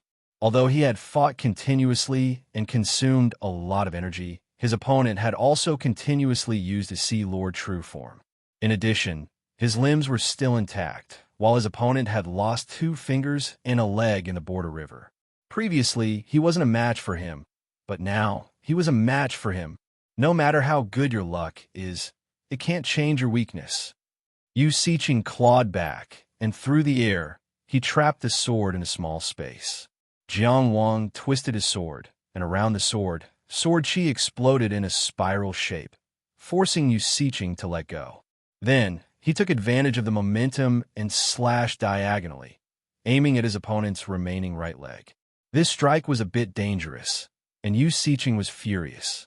Even with a broken leg, I can still kill you. He didn't dodge, but instead formed a claw with his fingers and clawed forward. This claw tore through the air, but Jiang Wang, who had retracted his sword to dodge, had 5 bloody wounds on his left arm, so deep that his bones could be seen. Yu Siqing's innate ability was truly terrifying, and he had used it repeatedly today, yet he still had energy left. In terms of ability development, he also surpassed Jiang Wang. However, when this claw landed, there was no joy on Yu Siqing's face and no fear on Jiang Wang's face. This was because the harvest of this claw was far from what he had expected. He had originally wanted to dig out Jiang Wang's heart, but in the end, he only injured his left arm. Under the suppression of the laws in this area, his strength had dropped from high-level commander level to mid-level at least. If he was a level higher than Jiang Wang before, he could only be considered to be on par with him now. And at the same level, who had Jiang Wang feared? Yu Siqing's ability involved the laws of space, so it could ignore distance and was impossible to guard against. But just now, Jiang Wang had predicted where it would land and dodged in advance. He couldn't dodge Yu Siqing's ability, but he could determine where Yu Siqing's attack would land. In that exchange, although he couldn't completely avoid it, he had greatly reduced the threat of this ability. And the longer he fought with Yu Siqing, the more accurate this prediction would be. This time, it might be your turn to escape. As Jiang Wang spoke, he pressed forward with his left hand, and the 8 notes burning sea roared out again. He stepped on the fire and followed closely with his sword in hand. Yu Siqing gritted his teeth and transformed into the Sea Lord form again. He flapped his wings and dodged far away before the 8 notes burning sea spread out. This time, he wasn't willing to fight head-on to save time. But the most important problem was this was an area completely occupied by humans. The longer he was entangled in front of the Realm River, the more likely it was that he would be captured by the human forces here. But the exchange just now had already proved that he couldn't quickly finish off Jiang Wang again. Even though he was suppressed by the laws here, in terms of speed, he far surpassed Jiang Wang. But he couldn't directly escape far away. For the same reason, the further away he was from the Realm River, the more dangerous it was. At the same time, he didn't have a crystal bridge on him, so he couldn't turn back and cross the river. If Jiang Wang had been in a desperate situation before, then at this moment, he actually had a taste of Jiang Wang's feelings. Yes, if one can't cross the river, one can cross the river. If one dies while crossing the river, what can one do about it? Kai Yong's zither practice. Kong Hoin, there were many versions of the last 2 sentences, such as if one dies while falling into the river, what can one do about it? And if one dies while falling into the river, what can one do about it? This was because the ancient preservation methods were poor, and mistakes were inevitable during the copying. The more pirated versions there were, the more complicated they were. But all that was passed down were ancient copies, and in the end, no one knew which one was authentic. Sometimes, it was really regrettable to lose the original meaning. This showed the importance of authentic copies. Here, I call on everyone to read the authentic version of the Red Heart Survey on Chidian Chinese Network. There will be no more regrets of missing words or even being lost in the zither practice. The authentic version is really good now. Even students who don't have money to read it can read it for free by clicking on the advertisement. You can also interact and discuss the plot with everyone in this chapter. Wouldn't it be great? Chapter 922. Yu Siqing knew very well that although he had defeated Jiang Wang in the previous battle of pursuit and escape, he had once forced him into a dead end. However, this didn't mean that he was much better at scheming than Jiang Wang. It was just that in the Dingwei region, where the sea race had an overall advantage, Jiang Wang's room to maneuver was too small. He didn't have many choices, and his reliance was far from enough. When he was in control of the situation, he didn't need too many tricks at all. As long as he had the word steady, it was enough to force his opponent to death step by step. In fact, in the situation where the army was searching for him, this person was able to struggle for so long with his inner palace cultivation. This was enough for him to take him seriously. This person's talent might not be as good as Jiao Ming's, but he could still be considered Tianjiao. Shui Yingrong feared him like a tiger, and the White Elephant King's fanfare was not without reason. Only in terms of strength did he have absolute confidence in suppressing the other party. However, with the suppression of the rules here and the obvious defense against his space-splitting divine ability, victory and defeat were actually already in the balance. The reality was that once he was discovered by the human cultivators in this region, he would die. Whether he left the border river and was discovered by the human cultivators, or Jiang Wang left and brought reinforcements, the result would not change. Therefore, he actually had no choice. He had to stay in front of the border river, and he had to make Jiang Wang stay in front of the border river. In addition, the only way he could escape was if the reinforcements built a crystal bridge and came to support him. He had followed Jiang Wang's footsteps without hesitation in the beginning because he had a large army behind him that could come to support him at any time. He thought that even in an area where the human race was strong, he could use his strength and speed to kill Jiang Wang as soon as possible and then calmly return. However, he didn't expect his luck to be so bad that he actually stepped into an area completely occupied by the human race. The battle was certain. Specifically, there were 2 choices in the way of the battle. The first was to use all his strength and kill Jiang Wang on the spot, then wait for the crystal bridge to bring him back. The second was to use his advantage in speed to keep Jiang Wang here and wait for reinforcements to catch up. Then they could kill him together. Yu Siqing chose the latter. Without a doubt, this was also the best choice in this situation. However, Yu Siqing soon realized that Jiang Wang didn't seem to have any intention of leaving the border river to get reinforcements. He held a long sword in his hand as he stepped on the clouds and attacked step by step. It was as if he was determined to kill him here and now. To him, this was undoubtedly a great contempt and humiliation. He suppressed his anger. Whether it was insults or contempt, only death was the final outcome. Since Jiang Wang was willing to pester him here, he was more than happy to oblige. However, as the fight continued, Yu Siqing soon realized that he had missed out on one thing. His speed was faster than Jiang Wang's, and it was even more so after he revealed his true form as the Ocean Lord. He should have been able to advance and retreat freely, killing as he wished. However, Jiang Wang was still able to keep up with him, using extremely fierce suppression to force him to fight to the death, not giving him the slightest chance to breathe. Although he was faster, the green cloud marks movement technique wasn't something he could easily escape from. He had to do his best to keep his distance. What made him feel deeply uneasy was that this person was merely an inner mansion cultivator with a remarkable ability, but his Tao energy was actually so vigorous. It was as if his Tao energy was inexhaustible. After blocking Jiang Wang's sword once more, Yu Siqing had no choice but to withdraw from his true form as the Ocean Lord to save a great amount of energy. The rhythm of the battle seemed to be tilting in an uncontrollable direction. To Jiang Wang, how could he not know that Yu Siqing had caught up and that the sea race's reinforcements on the other side of the border river would soon follow? The reason why he didn't choose the safer method of leaving the border river first and finding the human cultivators of this region to help him was because he was afraid that the sea race's reinforcements would come. Yu Siqing would be able to return to Dingwei District if the sea race's reinforcements arrived. When he discovered that he could fight, his goal had already changed. His current goal wasn't to escape, but to kill Yu Siqing. Chumi was forced to use his death as a bridge. Before he died, other than crossing the river, his last words were to curse Yu Siqing and wish him a horrible death.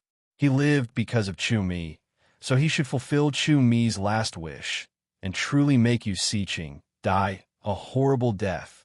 Therefore, he pressed forward step by step, attacking step by step. Of course, he knew that Yu Siqing was faster than him and could easily deal with his pestering. But he also had an advantage that Yu Siqing couldn't compare to. His speed was based on the immortal technique, one step to clear skies. And one step to clear skies consumption was mainly due to the technique's good fortune. There were plenty of such things in the Cloud-Top Immortal Palace. How long could Yu Siqing maintain his true form as the Ocean Lord? How long could he maintain his maximum speed? Therefore, Jiang Wang pressed forward with all his might to increase Yu Siqing's consumption and use the Azure Cloud Pavilion's endless good fortune to exhaust Yu Siqing's stamina. This would allow him to obtain a greater advantage in terms of combat strength. It could be said that both sides had their own plans, and neither side could be considered to have made a mistake. But now, Yu Siqing was indeed riding a tiger and had no way to back down. He didn't choose to fight to the death at the beginning, but chose to exhaust himself. Then, as time passed, his consumption increased, and his chances of success were lower than at the beginning. Therefore, he could only grit his teeth and continue to pester and exhaust himself. But he didn't know when the reinforcements would arrive. In the midst of the painful wait, he even began to suspect whether the reinforcements would come. Could Shui Yingrong be taking revenge for personal reasons and deliberately delaying? Or even using the excuse of preserving the army's strength to not advance before investigating the details of the connecting regions? What terrified him was that these things were very likely to happen. What Yu Siqing didn't know was that Jiang Wang was also riding a tiger and had no way to back down. Compared to Yu Siqing, Jiang Wang didn't know when the sea race's reinforcements would arrive. He did his best to force Yu Siqing, wanting to kill him before the sea race's reinforcement arrived. But Yu Siqing was too difficult an opponent to deal with. Although he was suppressed, had a broken leg, and had consumed a lot of his stamina, he still stubbornly held his line of defense and didn't give Jiang Wang a chance to kill him. and once the reinforcements arrived in advance, it would undoubtedly be a foolish choice for him to stay and fight in front of the border river. But at this moment, he couldn't let go. He was using his maximum speed to force Yusiching, and Yusiching was also fleeing while consuming his stamina. If he withdrew, he would immediately be met with Yusiching's craziest counterattack. His speed was inferior to his opponent's, and he would immediately fall into a disadvantage. So he could only continue. At this moment, both sides of the battle were actually gritting their teeth and enduring, but both sides were extremely ruthless and didn't show it on their faces. This was a battle of strength, battle wisdom, luck, and even more so, perseverance. Before the victor was decided, no one could say for sure who would win or lose. Blue cloud marks constantly appeared and disappeared, and Yusiching's figure overlapped with each other. In front of this multicolored border river, black tides, flame waves, claw winds, sword chi, crisscrossed. The battle seemed to be never-ending. You should die today. Jiang Wang finally found an opportunity. He summoned 2 shackles from the void with one hand and blocked Yusiching's back. He crushed the blue cloud with 1 foot and slashed with the young and frivolous sword in front of Yusiching, sealing off his left and right dodging. At the same time, he opened his mouth and spat out Samadhi true fire. At this moment, Yusiching was indeed very weak.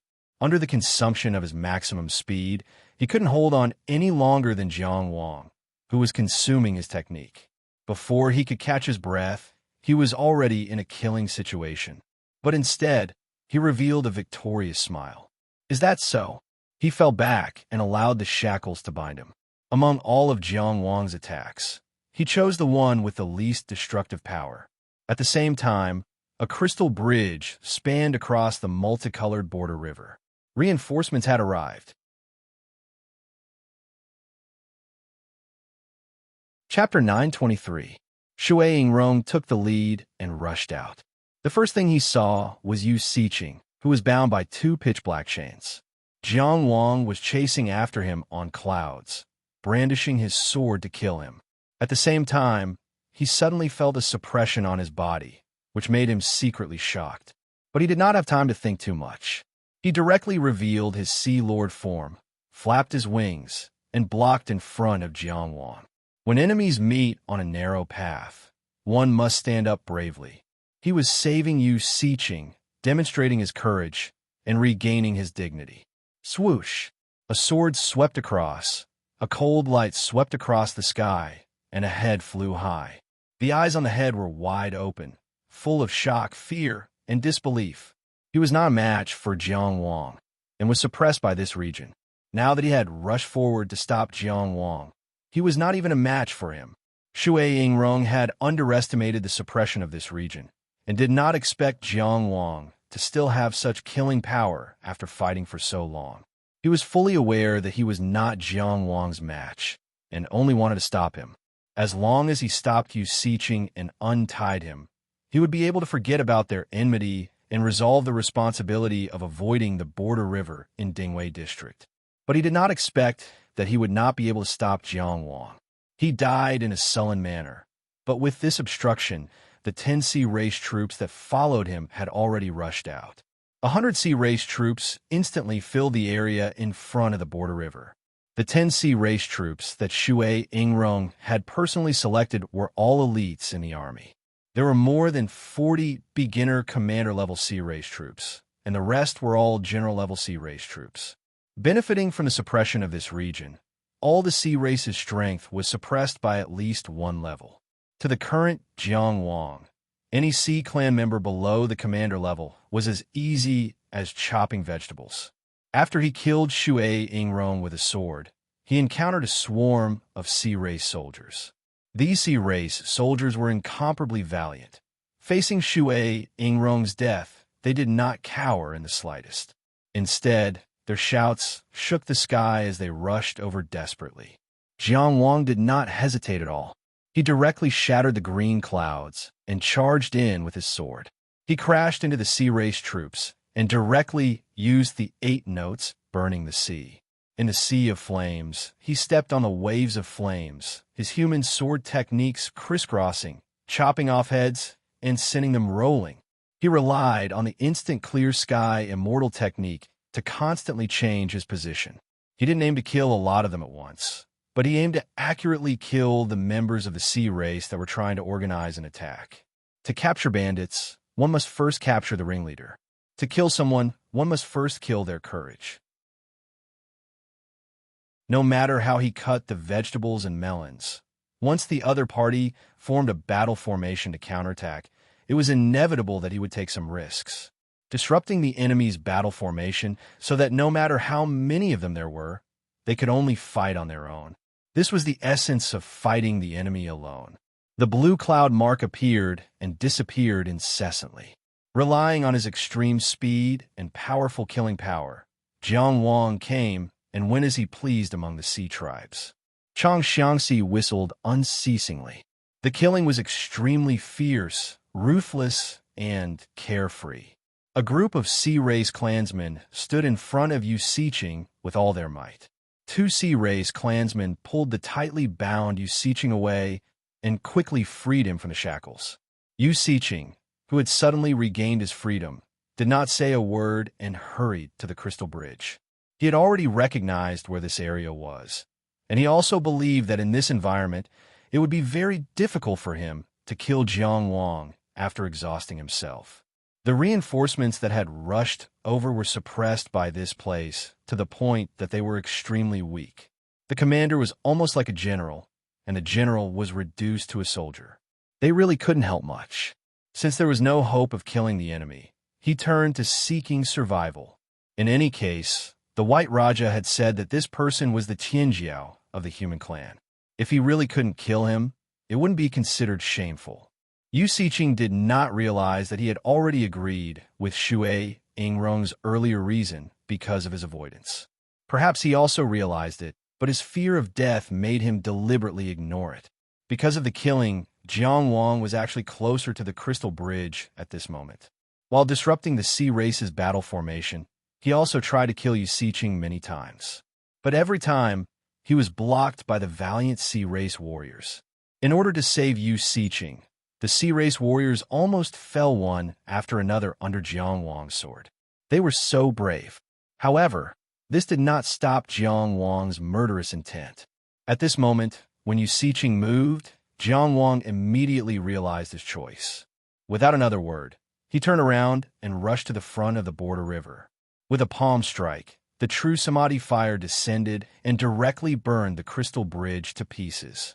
He did not know the defenses of the crystal bridge, so he simply used a divine ability to prevent himself from being unable to break it and giving Yu Siqing an opportunity. It was almost as if the scene was repeating itself. Yu Siqing was still halfway there. That sparkling and translucent crystal bridge had already turned into a stream of light and shattered in the colorful border river. Presumably, he also had a taste of Chu Mi's despair at that time.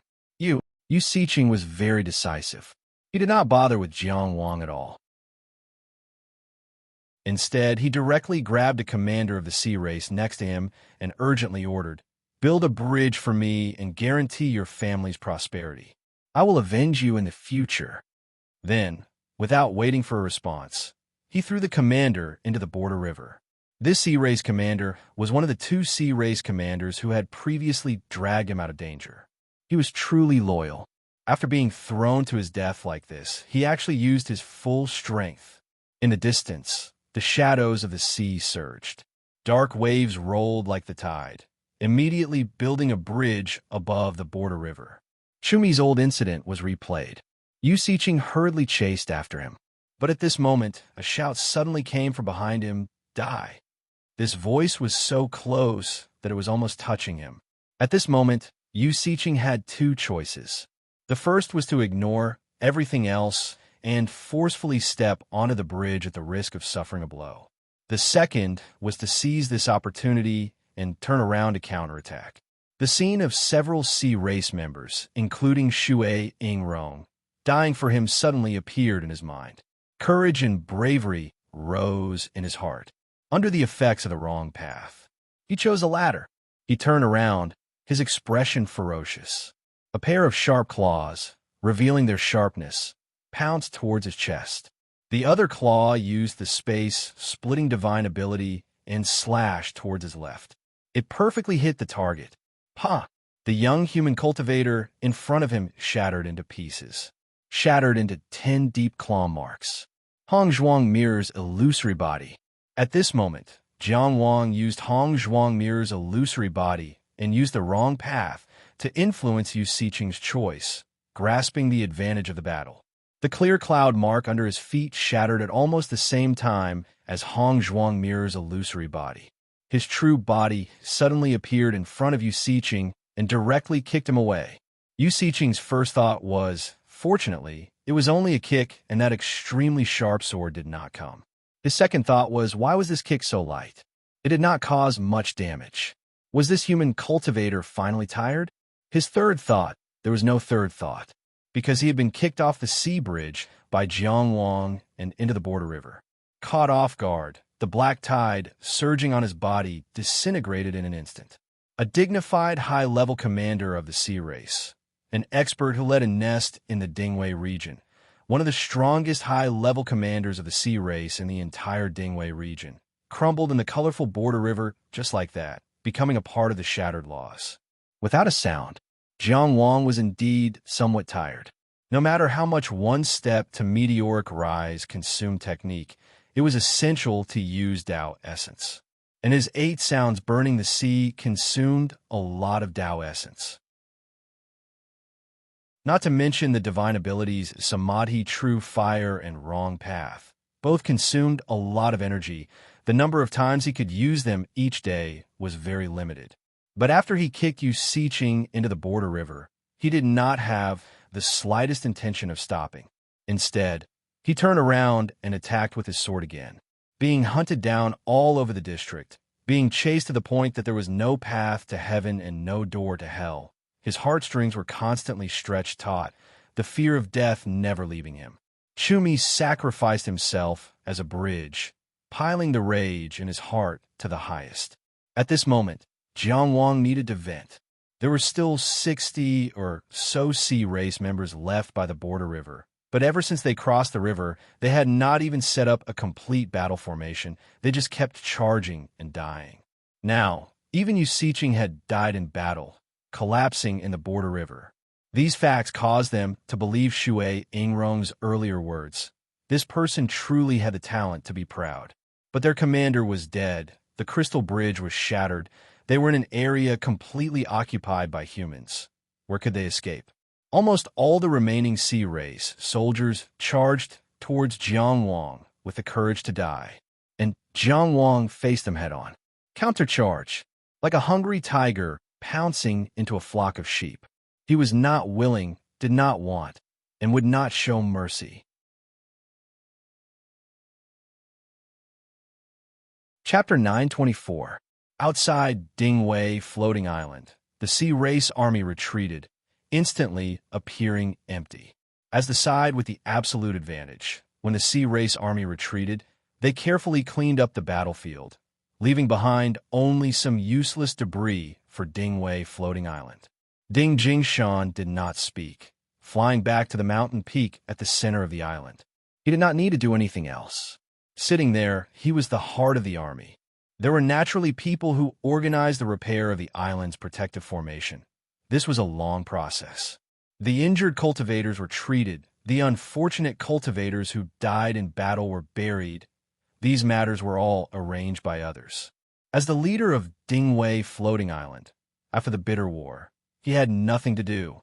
Ding Jingshan sat alone on the mountain peak, thinking, and pulled open the sea border leaderboard. No matter how unwilling, no matter how unbearable, as the leader of the defending side, he had to have a clear understanding of the losses caused by this war. His gaze swept over the names that had darkened one by one, and he suddenly stopped. He saw Jiang Wang's name. At some unknown time, this name had turned green. The number behind this name was still constantly changing. It was almost frantically jumping. 9 times 9, 100 finally. It stopped at 104. This kid was actually still alive, had successfully escaped to another area, and had already completed the cleansing, even exceeding. Ding Jingshan's ugly face, made even uglier by the losses of the war, couldn't help but pull up the corners of his mouth, pulling out a rather ugly smile. Island Master Fu Yanqing, who had come to take over the aftermath of the war, somewhat puzzled, burrowed out of the shadow. "Is there any good news?" Ding Jingshan glanced at him. "This general's vision for lending is not bad. Go back and collect the loan, with interest, earn a large sum of money from him." Fu Yanqing understood now. In the midst of the devastation, this was indeed good news. After all, he had personally delivered Jiang Wang. Even if the war was already over, and there seemed to be no meaning in successfully breaking out of the encirclement under the siege of the Sea Race Army, the breakout of the encirclement of the human soldiers was already meaningful. With your vision, naturally, you will not be wrong. Thinking, he couldn't help but turn his head to look at the sea border leaderboard for a while. Then he turned back and said, "Chu Mi is dead." When he said this, his voice was calm, without any fluctuation. Chu Mi's name on the sea border list was now forever gray. Many people died. This is war, Ding Jingshan said. They all felt regret about Chu Mi's death, but this regret was the same as any other cultivator who died on the island. There was only regret, no guilt, because Chu Mi's desertion was a fact. For the sake of Ding Wei Floating Island, they gave Chu Mi a chance to redeem himself. "Yes, this is a bewildering world," Fu Yanqing said. "What a massacre." They fought until heads rolled and blood splattered everywhere. The huge gap in strength was not something that could be overcome with courage. Towards the end, there were already Oceanids who chose to flee. He would rather die somewhere else than face Jiang Wang's sword again. However, not many were able to escape. Jiang Wang was in a murderous mood. The sharpness of the aspect acacia was unparalleled. It whistled incessantly and caught up to almost all the marine race members in its path, killing them one by one. He had to be fast. He had to be faster. He had to be ruthless, even more ruthless. Not a single one of them would be spared. Not a single one would be spared. Kill, kill, kill. All the Taoist techniques and sword styles only followed the goal of killing. Killing the opponent was the most important thing. One step, one kill. One sword, one life. Amidst this extreme focus on killing, a faint spark of inspiration was growing, as if he was about to touch upon something. What's going on? Why are there so many Oceanids here? And be careful. The rapidly approaching voices woke Jiang Wang from his dazed state. Now that he was wielding his sword, he suddenly realized that the ground was littered with corpses. Out of 10 Oceanid squads and 100 Oceanid warriors, less than 5 had managed to escape the Realm River. Escaping from the Realm River in a territory completely occupied by humans was definitely not a good fate. However, they did not have the courage to fight Jiang Wang again. The two people who spoke were both very young. They were both wearing armor. Judging from the style of their armor, they should be cultivators from Mog Valley. They also saw Jiang Wang now. The slightly taller of them asked directly, "Who are you?" "These Oceanids on the ground. Were you the one who killed them?" Jiang Wang. "I killed them all," Jiang Wang replied succinctly. He sheathed his sword and treated his wounds as he asked, "What region is this?" In this pursuit that had started in the Dingwei region, he was already covered in wounds. It was just that he had the time to treat them now. However, his healing Dao techniques were truly unsightly. The slightly shorter cultivator could not bear to watch any longer. He flew over and said, "Let me do it." He skillfully formed hand seals. Green Qi swept past Jiang Wang's wounds like a gust of wind. Instantly, even the pain seemed to dissipate. The slightly taller cultivator held a heavy mace in his hand. He looked at Jiang Wang with obvious respect. "This is the Buddha's Pure Land. It seems you just came from another region." Buddha's Pure Land? Why did this name sound so familiar? However, now was not the time to think about it. "Yes, I just came from the Dingwei region." Jiang Wang immediately said, "I'm here on behalf of the Dingwei region to ask for help. The White Raja is leading an army to surround the floating island. Who's in charge here?" "Brother, please report this as soon as possible." "Brother, there's no need to rush." Ding Jingshan was Mog Valley's Xianwei commandant. However, the cultivator with the heavy mace did not seem to be in a hurry. He was probably used to this kind of thing. When the bewildering world shifts, the ongoing war will usually stop.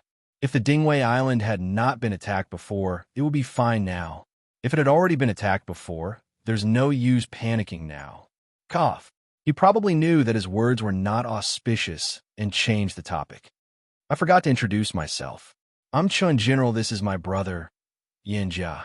The slightly shorter cultivator treated Jiang Wang while smiling. Brother, you're also from the army? These injuries are a bit like our Mog valleys. I'm not from the army. Jiang Wang shook his head, still worried. What if it hadn't been stopped? Before I came, the Dingwei Island was already in danger. Please report this as soon as possible. That's how it is. Chun Jin said, experience has taught us that we shouldn't make any big moves before we know the details of the nearby region. It's the same for us and the Oceanids. That's why the White Raja will definitely retreat. And after we know that the Dingwei region is close to our Buddha's Pure Land this time, the White Raja will only have to consider how to protect his sea nest. He won't care about anything else. His words were full of confidence. They were Mog Valley cultivators and would not care about their own floating island. As cultivators who fought in bewildering worlds all year round, they would definitely understand the situation here better than Jiang Wang. Their judgment would also be more accurate. Jiang Wang was convinced. Only when he let out a sigh of relief did he suddenly remember why he was so familiar with the name of the Buddha's Pure Land. Didn't Cheng Gung Sheng's father, Cheng Xinming too, later call himself Cheng Xinfuta? Because Cheng Gung Sheng rarely mentioned his father, he was not that sensitive to this name and reacted a bit slower. Cheng Gung Sheng said that his father died of exhaustion on the battlefield, but he didn't say where he died. Could it be in a bewildering world? Could this place be related to Cheng Gung Sheng's father? But if this place was related to Cheng Xinfutu, why was the faction entrenched here, Mog Valley? Brothers, Jiang Wang couldn't help but ask, is this Buddha's Pure Land Mog Valley's territory? Yin Jia opened his 5 fingers and dispersed the jade-colored yuan qi around his hand, ending the treatment. He said with a relaxed expression, of course not. This is the Pure Land left behind by a famous general, Cheng Xinfutu. It's a land shared by the human race. Not only Mog Valley, but even Ocean Fishing Tower and Juming Island have bases here.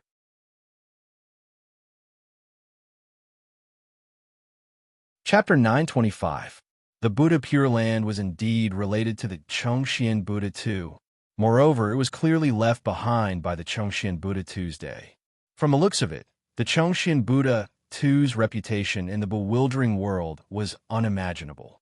No wonder even Wei Sun couldn't help but ask when he saw Cheng Gung Sheng on the Tianya stage, are you the son of the Buddha too?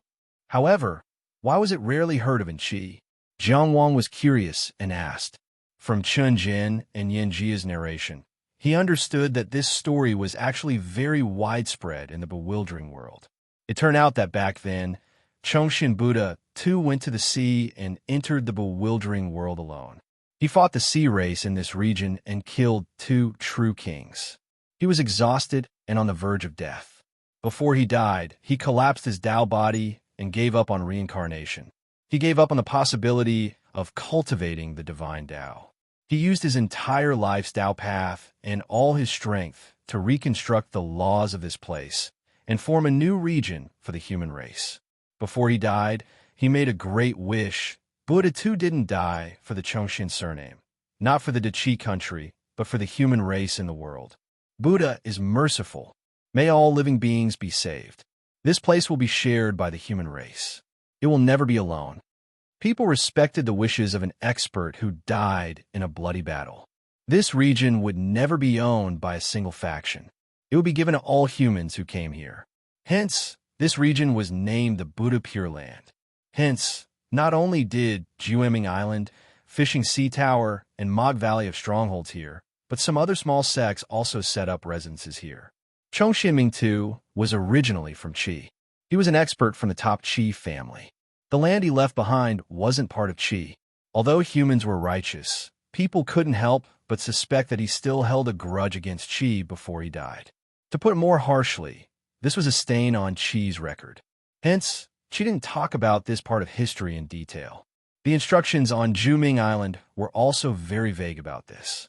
Zheng Genjia himself was even more reluctant to mention it, lest he lose the trust that Qi Jun had painstakingly regained.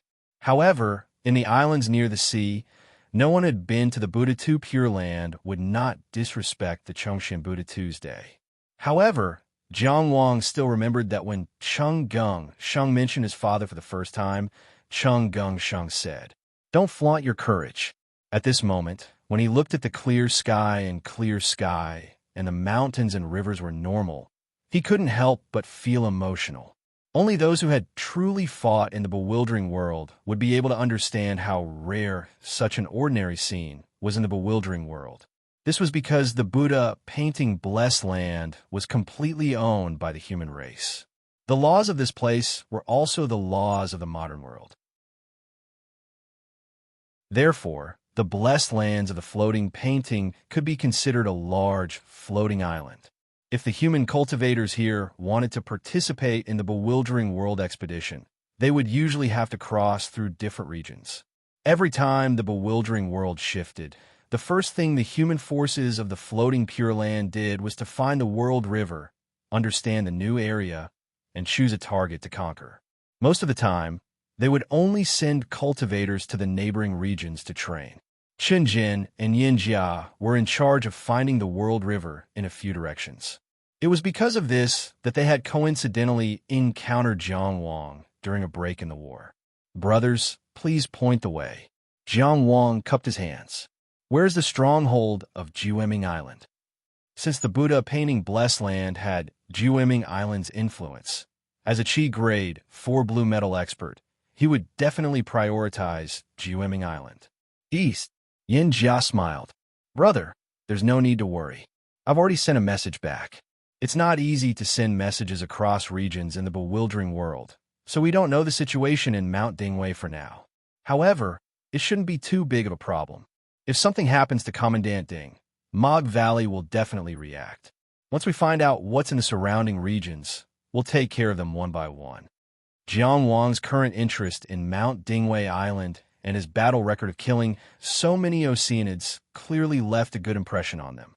"All right," Jiang Wang thought for a moment, then said, "I won't be able to do it alone. Brothers, can you help me clean up these corpses?" On the surface, he was asking for their help, but in truth, he wanted to use the spoils of war he might find on these corpses as thanks for Yin Jia's treatment. Yin Jia's healing techniques were quite profound. After a short treatment, Jiang Wang's external injuries were mostly healed. Only a few more serious injuries still needed time to heal, but at least they wouldn't affect his combat ability. Chen Jin and Yin Jia exchanged a glance and laughed. Chen Jin said, "No need, Brother Jiang. You created this bloody scene, so clean it up yourself. We still have a mission to complete. Farewell." Yin Jia blinked. "Remember to throw them into the world river. It's simple and convenient." With that, the two of them really did fly away. They didn't covet Jiang Wang's spoils in the slightest. One had to admit that Ding Jingshan, Chen Jin, and Yin Jia's way of doing things had left Jiang Wang with a very good impression of them.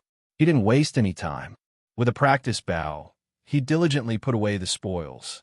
If these two could come out alone to search for the world river and explore the surrounding areas, they must be quite strong. Their status in Mog Valley couldn't be low either. If they said that there were no major problems with Dingwei Island, then there was nothing to worry about. And now that he had completed his cleansing, he could immediately leave the coastal waters through the stronghold on Jueming Island. However, at the same time, a heavy debt was also pressing on his head. Yin Fu's box of 100 talismans had been used up completely. Li Fengyao's icebound ring, however, wasn't damaged. He could return it in its original state. Li Longchuan's Mirage King's Pearl was missing. As for Cheng Gung Sheng's, forget about Cheng Gung Sheng. There was also Ding Jingshan's 10 tails of bewildering crystals. The more Jiang Wang settled the debt, the lower his back bowed. He was a proud youth, but debt made him humble. There was a bewildering world between the coastal waters and the blue sea. And to go from the coastal waters to the bewildering world, one had to pass through a section of stormy sea. The Dead Sea area that the people of the sea usually talked about was actually this place. The three major forces of the coastal waters all had their own military ships that entered the bewildering world. At this moment, a man with a tranquil temperament stood on top of a wave that towered high into the sky like an ice sculpture. His eyes were as calm as the sea.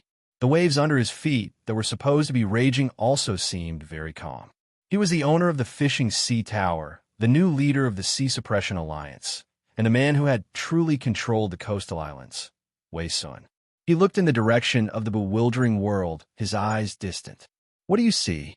A water droplet splashed. When it splashed, a voice came out from within. "Not yet," Wei Sun said. In a gust of wind, a wisp of water floated over, bringing with it a voice. "Still not hooked?" Wei Sun smiled. "Looks like it won't be that easy. They're not all fools." A voice like thunder exploded out of nowhere. The topic changed. "But there's so many of us. We can't wait for so long for nothing." "Of course," Wei Sun said softly. "If the fish doesn't take the bait, the Fishing Sea Tower will bear all your losses." Ahem. A slightly tired but tough voice came out in the air. Wang Ao, shouldn't interrupt when you're talking. But I'm busy taking my disciple to gain experience. Let's settle this matter as soon as possible."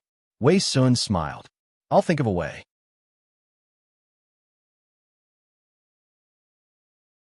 Chapter 926. The sea folk were generally poor, and Shui Yingrong's items were the most valuable. It was a sharp black feather with faint shadows on it. It seemed to have an extraordinary origin. Speaking of which, the most valuable item of the sea folk should have been on Yu Siqing. Unfortunately, Jiang Wang had kicked him into the Realm River, so he couldn't get anything. Apart from that, the crystal bridge was also quite valuable. Unfortunately, it was also completely destroyed. Jiang Wang put away the valuable items. Regardless of their quality, he could at least fill up the storage box with all the talismans. This should be enough to make up for his debt. He tossed the corpses of the sea folk into the Realm River one by one.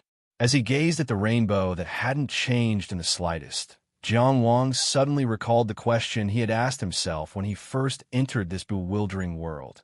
Where did the corpses of this world end up? Presumably, it was the Realm River. In terms of pure essence, while the human race occupied the human realm, they could also be viewed as part of the laws of the human realm. The sea folk were a part of the laws of the Blue Sea.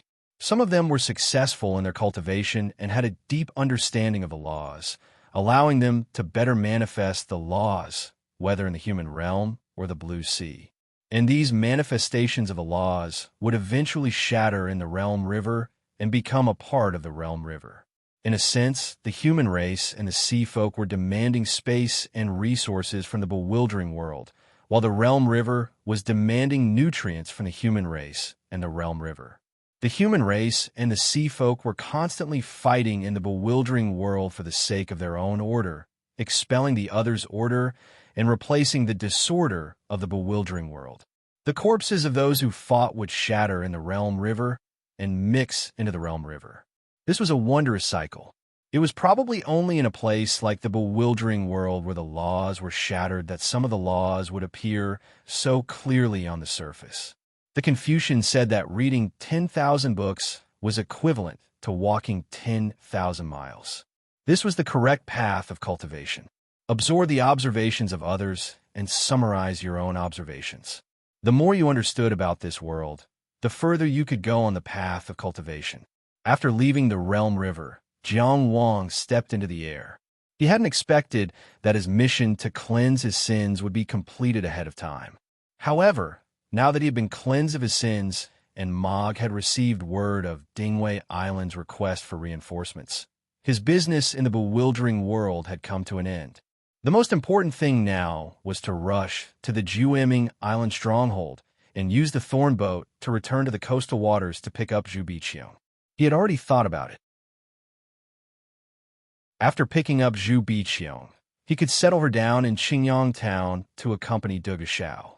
She had stayed in Qingyang town for a while before, so there was no problem with adapting. Although he would not be able to cultivate in the future, At least he could live a stable life in Qingyang town without worrying about food and clothing. In an area completely occupied by the human race, there was naturally no need to worry too much about moving forward. Jiang Wang was very fast. It didn't take him long to find the stronghold of Jueming Island. With his current status, it was only natural for him to be respected. However, things did not go as smoothly as expected. Apologies, Lord Jiang. The thorn boats traveled between the coastal sea and the bewildering world, and there were people in charge of dispatching them. The person in charge of this in the blessed lands was a slightly plump cultivator with an amiable appearance. He sincerely said to Jiang Wang, "Because the displacement of the bewildering world has just occurred, the situation in the surrounding areas has yet to be fully explored. The thorn boats we sent out cannot return the way they came. There are no more thorn boats available for deployment." Jiang Wang naturally wouldn't make things difficult for him. He could only ask, "Do you know the situation with Mog's faction?" Since he couldn't use the thorn boats of Jueming Island for now, perhaps he could borrow Mog's scorching sun boat to leave. As for the ocean fishing tower, Jiang Wang subconsciously kept a respectful distance from it due to his recent experiences. Their situation should be similar. The blessed lands didn't need any reinforcements in the first place, so we've been assigned very few thorn boats. They can't have many scorching sun boats left either. The plump cultivator spoke without reservation. The same goes for the ocean fishing tower. Jiang Wang didn't think there would be such trouble. He felt a headache coming on. The laws of the bewildering world were so chaotic. There was no way he could fly through it with his physical body like Taoist Cheng Wang. He could only ask, "What should I do if I want to leave the bewildering world and return to the coastal waters in the shortest time possible?" "There are two ways," the cultivator replied. "The first is to wait for our thorn boats to return. The second is to go to the human islands in the other regions after we've thoroughly explored the surrounding areas." Neither of these methods sounded very fast. Jiang Wang asked, "How long will it take for us to separate?" It's hard to estimate how long it will take for the thorn boats to return.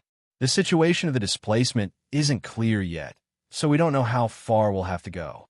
It'll only take a day to thoroughly explore the surrounding areas.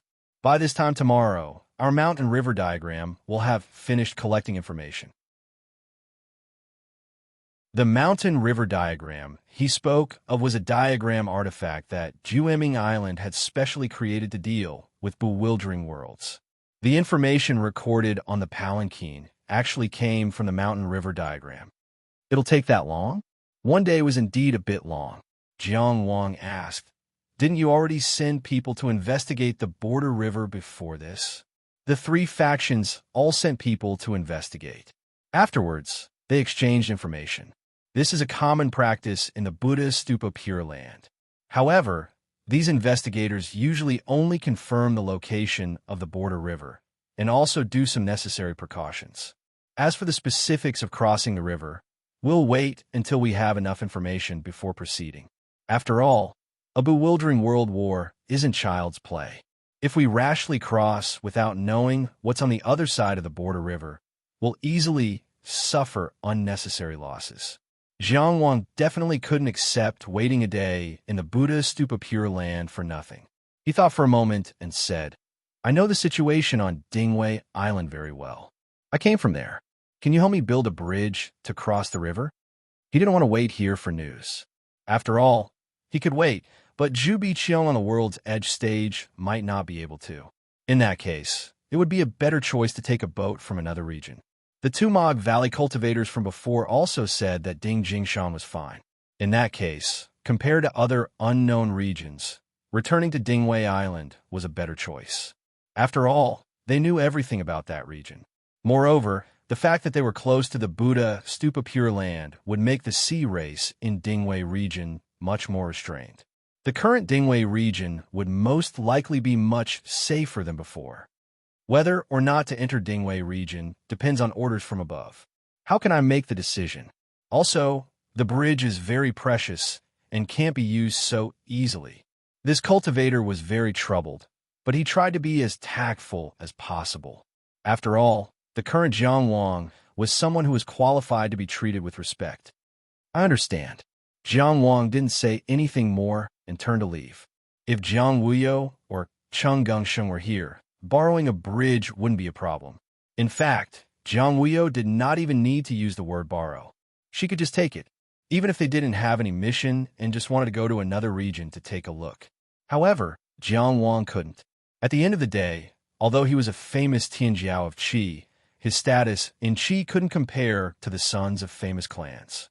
It wasn't that Dingming Island didn't have a single thorn boat, but the ones at the bottom of the warehouse were usually the last line of defense.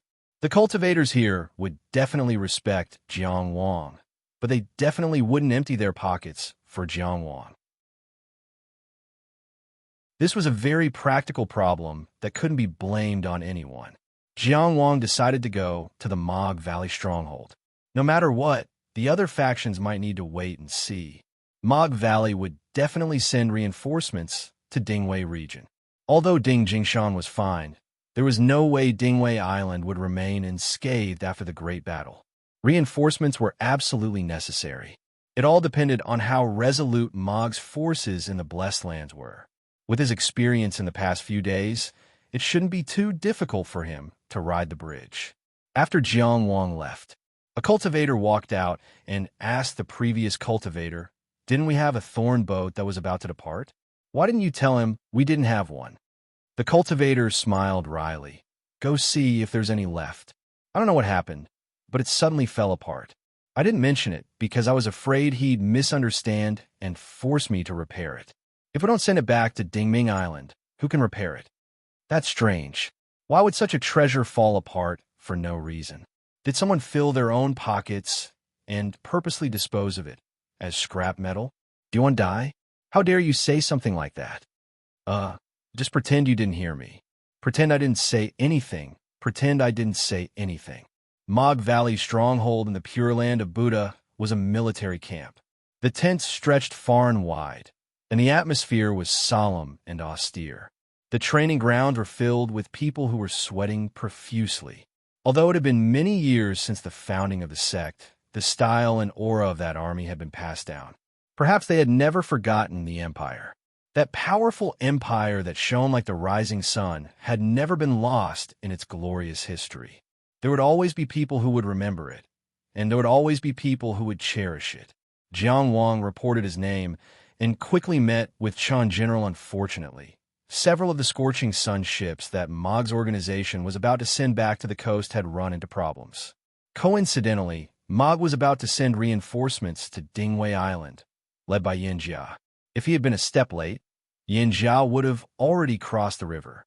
The two cultivators Jiang Wang met by the river clearly held considerable weight in Mog Valley. They had been able to explore the Realm River on behalf of Mog Valley and were now leading an army to cross the river. They weren't as simple as spies. After Qin Jin learned of the purpose of his visit, he brought Jiang Wang to Yin Jia. The entire process was quite easy. Both Qin Jin and Yin Jia were quite straightforward. They didn't need to waste any time. It was a simple process. They stepped onto Mog Valley's bridge. As soon as he stepped onto the bridge, Jiang Wang felt a sense of absurdity. If he'd known that he would still have to cross the Realm River after such a long detour, he would have waited here from the very beginning. The absurdity of working so hard to no avail made Jiang Wang feel like he was a mouse trapped in a narrow passageway and could only walk in one direction. Of course, this thought only flashed through his mind.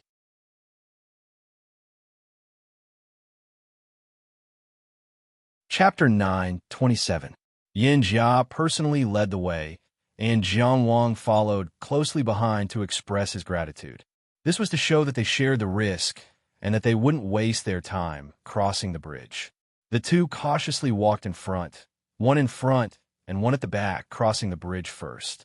However, what awaited them on the other side of the river wasn't a dense sea race army, but an endless emptiness. There was nothing as far as the eye could see. After staying in the Pure Land for so long, I sometimes forget what a bewildering world is. Yin Jia looked around and smiled. His hair was extremely short, but he wasn't bald. Instead, he had a layer of stubble. His eyebrows were sharp, and his eyes were deep. His entire temperament was cold and hard. However, he tended to be gentle when dealing with others. This person had an extremely powerful healing technique. Normally speaking, medical cultivators weren't very convincing when it came to pure combat. However, from the fact that he was in charge of leading reinforcements, this guy's killing power couldn't be too bad. In any case, this was a person with a very contradictory temperament. It was also because of this contradiction that he had a unique charm. Jiang Wang let out a sigh of relief. No sea race army was waiting in front of the river, which meant that it was as Chun Jin and Yin Jia had speculated. The White Raja was currently holed up in his sea nest. It was naturally a good thing that Dingwei Island was able to survive. Yin Jia's words were gentle, as if he was saying that his will had been slacked by the peace of the Pure Land. However, Jiang Wang didn't doubt at all that he would explode with power once he faced the sea race. Therefore, he only said, "This can also be seen as a different kind of scenery." Scenery? Yin Jia shook his head and didn't say anything else. This time, he had brought more than 200 cultivators. They were all armored and had a valiant temperament. It was obvious that they were the elites of Mog Valley. Although they were elites, it was impossible for them to completely occupy Dingwei Island. It should be said that Mog Valley's goal was still to strengthen the defenses of the floating islands for now. Without fully investigating the neighboring areas, it was indeed unrealistic to turn out in full force. After all, compared to Dingwei Island, the Pure Land was more strategically important. Jiang Wang also noticed that Yin Jia and the others were holding up the glorious martial flag, which was different from the proclamation of Might flag on Dingwei Island. Yin Jia waited for his subordinates to cross the river and complete the formation before he put away the bridge. In just a short while, only half of the bridge remained. From this, one could see just how terrifying the consumption of the boundary river was. Jiang Wang led the way in front, and the group headed straight for Dingwei Island. When he left Dingwei Floating Island, he was chased by the sea race. When he returned to Dingwei Floating Island, he brought a group of valiant elites with him. He had a feeling that things were no longer the same as before. When he left, he was in a sorry state, but when he came, he was impressive. But for some reason, there was a faint suppressive feeling in the frosty light emitted by the divine ability seed in the second inner mansion. Jiang Wang had an inexplicable feeling, as if he had made a choice that could not be called wrong, but was not very harmonious. But when he looked deeper into it, he found nothing. It could only be attributed to exhaustion after a long battle, which made it difficult for him to control his divine ability. I need to find a place to recuperate after I go back, Jiang Wang thought. Before they got close to Dingwei Floating Island, Fu Yanqing came out of the shadow. Yin Jia's gaze looked in front of Jiang Wang. "Your shadow divine ability is getting stronger," he said to Fu Yanqing. So Fu Yanqing's divine ability was called Shadow Divine Ability. This was Jiang Wang's first thought. His second thought was that they did not have a very good relationship, probably because they were more competitive than friendly. Fu Yanqing did not say anything about his divine ability, nor did he ask Yin Jia about the goal and mission of the team. Before he appeared, he had probably observed the entire team, so he only asked, "Did you bring the materials to repair the island's protective formation?" "Of course," Yin Jia said with a smile. Fu Yanqing nodded, then looked at Jiang Wang. "Your mission to cleanse your sins has been completed. Why haven't you gone back?" Yin Jia's eyes showed a hint of surprise. He clearly did not expect Jiang Wang to come to the bewildering world to cleanse his sins. From this, it could be seen that the warriors living in the bewildering world were quite isolated from the rest of the world. Even as an important member of Mog Valley's faction in the Buddhist Stupa Pure Land, he knew nothing about the news that had spread like wildfire in the nearby islands. Perhaps only a major event, like the establishment of the Sea Protector Alliance, would be known by the cultivators of the bewildering world in the shortest amount of time. Jiang Wang said with a bitter expression, "We're not very lucky. We don't have enough thorn boats and scorching sun boats in the Buddhist Stupa Pure Land. We can't return directly to the nearby islands." Fu Yanqing completely understood Jiang Wang's request for help. He directly said, "Then let's go." It just so happens that a group of brothers need to return to the nearby islands to recuperate. I'll arrange a place for you." As soon as he finished speaking, he disappeared into the shadow. For example, Jiang Wang's true samadhi fire and misguided path were usually only used at critical moments. This was because using divine abilities consumed a lot of energy, especially at the seed stage. It was very difficult to use them without restraint. Fu Yanqing, however, seemed to be walking in the shadow world. This might be the uniqueness of his divine ability, but it was enough to show that his divine ability had been developed to an extremely high degree. Jiang Wang didn't feel that there was anything wrong with Fu Yanqing's attitude, but Yin Jia was thoughtful. From his perspective, although Fu Yanqing wasn't the kind of person who was arrogant, he had always been a man of few words. Even in Mog Valley, when had he ever seen someone so easy to talk to? For him to have such an attitude, it could only mean that Jiang Wang had received Fu Yanqing's approval. Apart from breaking out of the encirclement and asking for help, what else did this Qi-born Jiang Wang do? The battle on Dingwei Floating Island had just ended. These so-called reinforcements couldn't chat idly on the road. They only kept these observations in their hearts and continued on their way. There were many cruel things in this world, but the word cruel was always reflected most clearly and directly on the battlefield after a great war. Unfortunately, Dingwei Floating Island was such a battlefield. Jiang Wang still remembered the first time he came to Dingwei Floating Island. Although he was in a hurry, he was still amazed by this place. It was the surprise of suddenly seeing a brilliant garden in the middle of a dead wilderness. From the chaotic wilderness to Ningyi Floating Island, there was the happiness of a wanderer returning home. But now, the two tall pillars had fallen. The white stone plaza that used to be filled with cultivators was completely gone. There was only a deep black pit left, like the giant mouth of some monster waiting to devour something. How many lives have been lost in that pit? The pavilions and mountains of the past. Now there was only broken walls, blood, and smoke. Jiang Wang was silent. Yin Jia was silent. The entire group supporting Dingwei Floating Island was silent. Without needing to be commanded, the Mog Valley cultivators from the Pure Land of Floating Island had already spread out and busied themselves. They filled the pit, repaired it, and treated the injured. Yin Jia's healing arts were superb, and he was so busy that his feet barely touched the ground. He had no time to talk to Jiang Wang. Fu Yanqing had gone somewhere to do something, but after finishing his own business, he stepped out from Jiang Wang's shadow. "Let's go. I'll take you to the boat." Jiang Wang finally pulled away from his disaster relief work and followed behind Fu Yanqing. He couldn't help but ask, "Where's the island lord?" "Recuperating," Fu Yanqing said. "Is it convenient for me to pay a visit?" Jiang Wang was grateful to Ding Jingshan. "No need." Fu Yanqing didn't turn around. "The island lord said that you just have to remember to pay your debts." 10 Tales of Bewildering Crystal. I remember. No, there's still a scorching sun vessel. In order to cover your escape, a scorching sun vessel was destroyed. Fu Yanqing's tone was very businesslike. Jiang Wang could only pinch his nose. "It's only right." Ahem. It wasn't clear if Fu Yanqing was a little embarrassed, but he coughed and said, "You're also responsible for the island lord's injuries. It's not too much to send some medicine, right?" "It's not too much. Actually, I'm also injured, I know." Jiang Wang handed over a storage box in a muffled voice.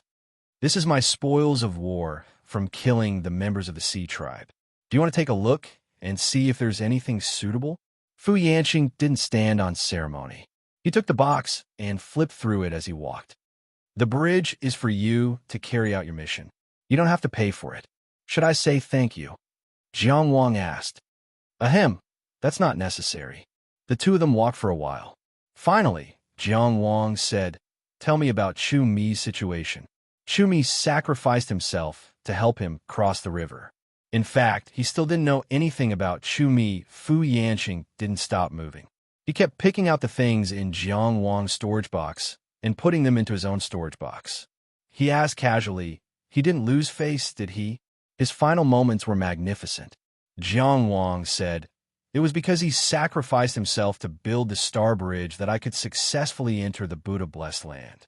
Only then did I have the chance to kill Yu Siqing and the others and successfully cleanse my sins. That's good. Fu Yanqing only said so. He finally checked the storage box and said with some disdain, "Why do you keep all kinds of trash?" He handed the storage box back to Jiang Wang and continued. Chumi came to the bewildering world with his master and served his sentence at the same time. However, his master was unlucky and died in the hands of the Sea tribe a few years ago. Since then, he has always said that he is innocent. The reason he came to the bewildering world was to take part of his master's crime. Now that his master is dead, there is no need for him to take the blame. He once came to me, hoping that we could help investigate and let him go back to Qi. However, this is your Qi's matter. How can I help? Moreover, you know him, he has been talking about this matter for the past few years, always looking for people to help him overturn the case. However, no one believes him. I don't know if it's true or not. Fu Yanqing walked forward. However, there is one thing that I know for sure. He and his master are as close as father and son. Because of this, he hates the Sea tribe to the core. That is why I said that at least when facing the Sea tribe, he can be trusted. Today is the 6K powerhouse.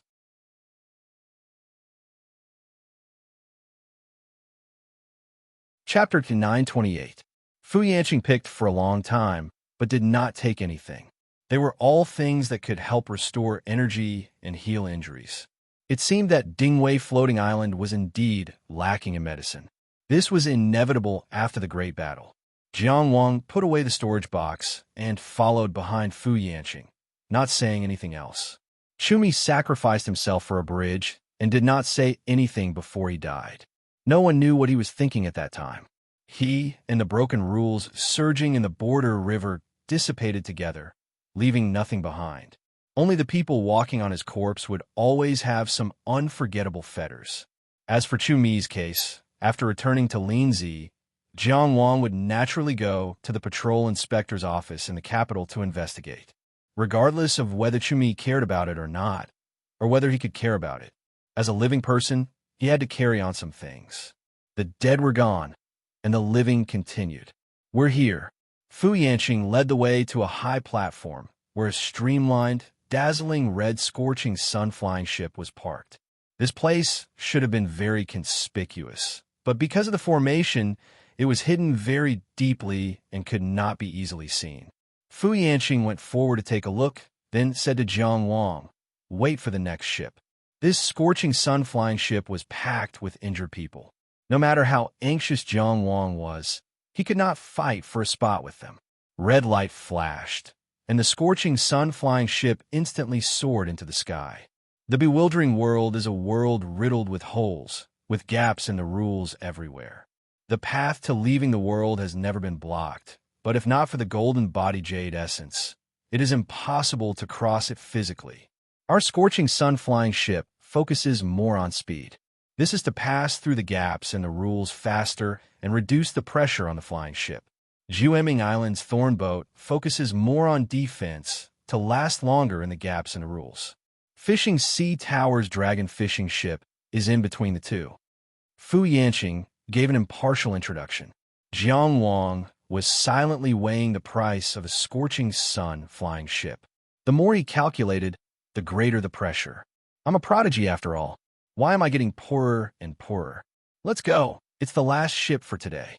Fu Yanqing led Jiang Wang to the scorching sun flying ship that had just landed. Looking from afar, there seemed to be raging flames flowing above the scorching sun flying ship. From a close distance, one could see that it was just light. There were more than 30 cultivators sitting in the flying boat. Most of them were asleep. Only a few of them could open their eyes to look at Jiang Wang. Jiang Wang walked past them silently. Just as Ding Jingshan had said, the reason why Dingwei Floating Island had decided to welcome this war was for the sake of the entire human race. But Jiang Wang couldn't help but remember why these people were injured and why those people died. It was because they refused to hand him over. He would never forget the bewildering world, and he would definitely return. Fu Yanqing was very busy. After sending Jiang Wang to the flying boat, he disappeared without a trace. If it weren't for the debt collection, he probably wouldn't have personally sent Jiang Wang off. He squeezed into the flying boat with the wounded. Red lights surged and covered the cabin, and the flying boat rose from the ground. Jiang Wang's seat was very close to the front of the boat, so he could see how the primeval stones on the energy formations near the front of the boat were rapidly depleting. The mod cultivator controlling the flying boat didn't say a word. He had the air of a soldier. Meanwhile, the scorching sun flying ship rose towards the sky of the floating island at an astonishing speed. This speed was faster than Jiang Wang's own meteoric rise. It could almost catch up to Yu Xiqing's speed. But while the scorching sun flying ship was expensive, it could be produced in bulk. How many did Yu Xiqing have? Of course, it wasn't very fair to compare meteoric rise to the top speed of the scorching sun flying ship. Meteoric rise was already very fast, and its greatest advantage wasn't its top speed. Instead, it was its ability to move slowly and walk freely in the air as if it were flat ground. It was more suited to battle. This trip was finally over. Jiang Wang thought as he watched the empty scenery unique to the bewildering world fly past at high speed. Bang! Before he could finish his thought, the scorching sun flying ship came to an abrupt stop. Jiang Wang restrained himself from falling forward and supported a wounded person who had nearly fallen. He couldn't hide his shock as he looked out. A figure of average height appeared in front of the scorching sun flying ship. The figure stretched out a hand towards the flying ship. The hand looked very ordinary. It wasn't rough or delicate. The 5 fingers were closed together and simply erected. There was a firm sense of rejection. The scorching sun flying ship wasn't bloated, but it could still be considered huge for a hand. But it stopped in front of standing palm. Moreover, it was forced to stop in extremely terrifying speed. The red light that was surging throughout the entire flying boat also began to dim. Compared to when the White Raja destroyed the scorching sun flying ship with a single punch outside the floating island, this scene was more calm and natural. It was as simple as swatting away a fly with a wave of his hand. Jiang Wang leaped out of the flying ship and greeted with his sword. Who's blocking the way? Of course, he knew that he was no match for this powerhouse who had suddenly appeared. However, he was the only one who could stand up among the wounded in the ship. The powerhouse who stopped the scorching sun flying ship raised his head slightly, allowing Jiang Wang to see his blood-red eyes. His face was a little sharp, and he had no eyebrows. The Blood King. Jiang Wang already had a terrifying answer in his heart. After all, this appearance was very similar to the son of the Blood King who had died in his hands. When Jiang Wang saw the newcomer, Jiang Wang's appearance was naturally reflected in his blood-red eyes.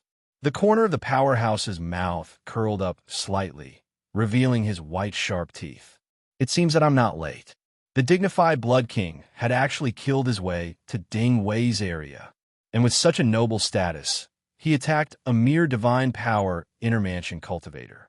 Jiang Wang's heart was cold, but he still kicked the scorching sun flying ship away with his heel and said, "The karma of killing was created by me alone. I'll bear it alone." The Blood King looked at him approvingly, as if admiring his bravery. He said in a tone that could even be called gentle, "I won't kill you directly, because killing you isn't enough."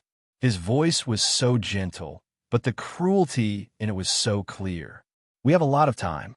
In the time after, I'll tell you slowly, the more you want to protect something, the more you have to lose it."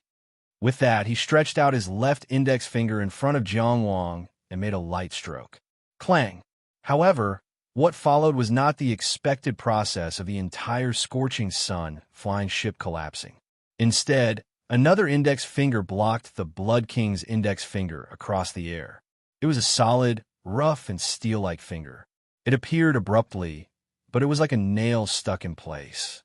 The 2 fingers clearly didn't touch, but there was a sonorous sound like a sword clashing. Then a huge impact spread out, and the entire scorching sun flying ship was blasted back dozens of feet. Jiang Wang clenched his longsword, and Dao essence filled his body, but he still retreated more than 10 steps.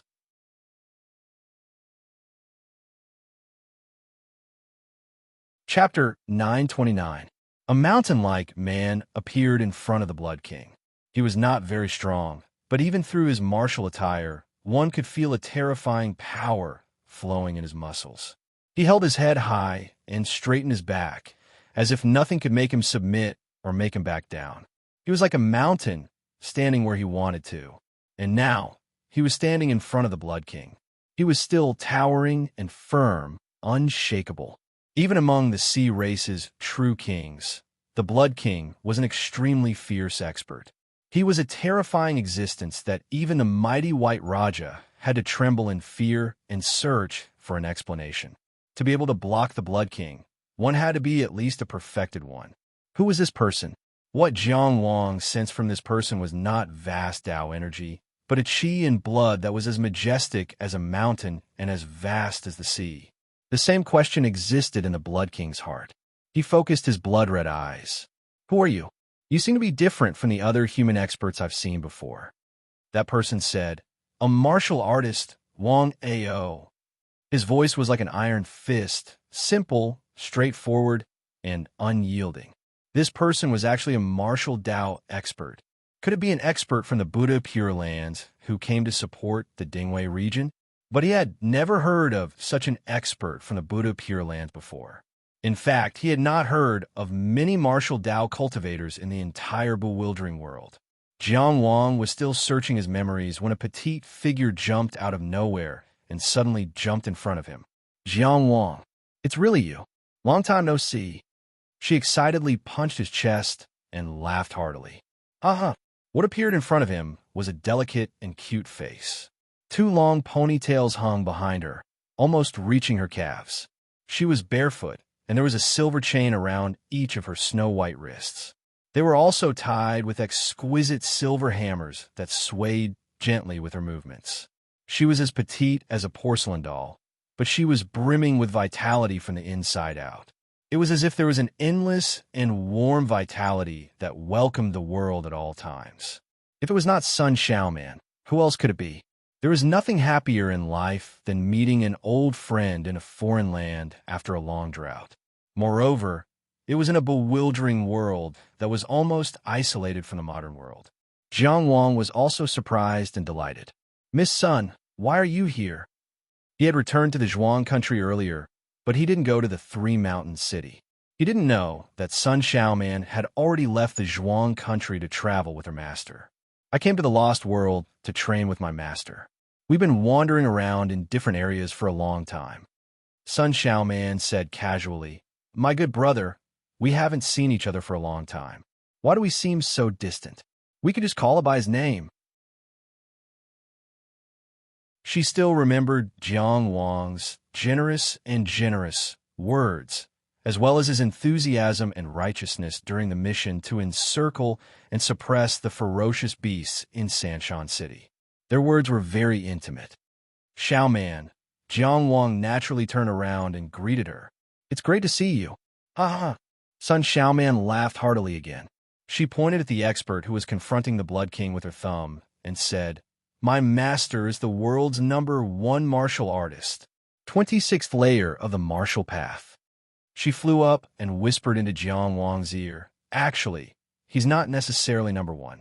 26th layer of the martial path. Jiang Wang was shocked. What kind of terrifying concept was this? No one had walked the path of the martial path until now. That boundless and profound scenery was only an imagination. This was a brand new path of cultivation. With 3 layers of heaven as one realm, one would ascend step by step. The 3rd layer of heaven was equivalent to the flowing meridians, and the 6th layer of heaven was equivalent to the heavenly cycle. At the 24th layer of heaven, one would be comparable to the insightful truth realm and a perfected person.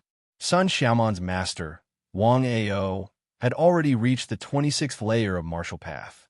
Didn't that mean that he was close to becoming a favored path expert? As long as he crossed another layer of heaven, he would instantly reach the peak. No wonder he dared to call himself the world's #1 martial artist. It wouldn't be an exaggeration to say that he was at the forefront of the martial path. It was no wonder that he could block the Blood King so easily. While the two powerhouses of the world were confronting each other, Sun Xiaoman was happily chatting with each other. The pointy-faced Blood King, who had no eyebrows, shifted his gaze and looked over. He chuckled and said, "This girl is quite interesting." Smack! Wang Ao suddenly stretched out his fist as if he was punching the air. "Don't look around. You'll go blind." This punch indeed didn't seem to hit anything. However, Jiang Wang couldn't help but retract his gaze. On the streets of Wenxi County, Wang Zhongji had once told him that a gaze had weight. And just now, in Wang Ao's punch, he had seen the substance of a gaze. Wang Ao had struck out the Blood King's gaze and shattered it. This was a confrontation that Jiang Wang had never seen before. Wang Zhongji had relied on his extraordinary talent, or perhaps some kind of secret technique to be able to sense the true weight of a gaze. As an expert who had reached the 26th layer of martial path, Wang Ao had directly turned the illusory gaze into a substance and then shattered it. What he had shattered wasn't just the gaze, but also the Blood King's will and belief. The result was that the Blood King could have controlled Sun Xiaoman's blood with just a thought when he saw her, controlling her life and death. However, before his infamous divine ability could take effect, Wang Ao had raised his hand and shattered his seeing Sun Xiaoman's step. This confrontation had even exceeded Jiang Wang's understanding. However, the only thing he could feel was power. There was no need for any other embellishment. It was raw power. It was no wonder that Sun Xiaoman could be so carefree. In this perilous, bewildering world, she didn't even look at the Blood King warily. With such a powerful master, she indeed had nothing to fear. The Blood King's expression also turned ugly. His gentle voice suddenly turned cold. "Let me see how you're going to blind me." His blood-red eyes suddenly froze. Even Jiang Wang, who was still far away, felt the blood in his body ripple like a calm lake. It was somewhat out of control. He subconsciously stood in front of Sun Xiaoman, wanting to help her block the storm. However, Sun Xiaoman turned around and patted him on the shoulder. It was as if a terrifying, ferocious beast had awakened in her petite body.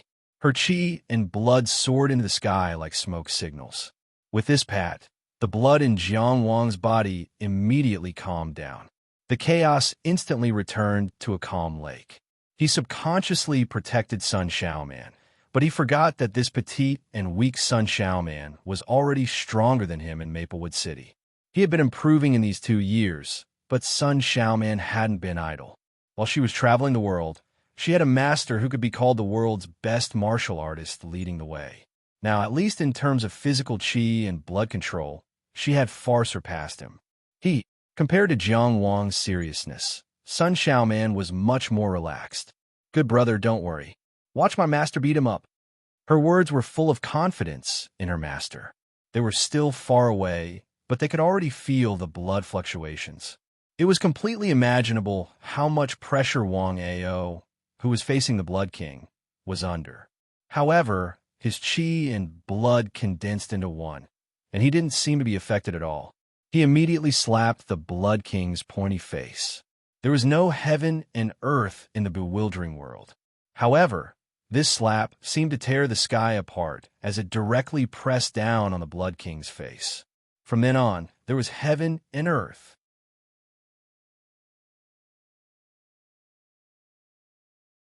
Chapter 9:30. Wang Ao slapped down, and the bewildering world also had a heaven and earth. The heaven was here, and the earth was about to die. Someone as strong as the Blood King was naturally not unable to withstand this palm. However, it was also true that he felt a sense of helplessness in front of this human race powerhouse. In any sense, martial experts who had cultivated to this level were the nemesis of his blood core ability. Because martial experts specialized in cultivating the physical body, their control of blood chi far surpassed cultivators of other paths.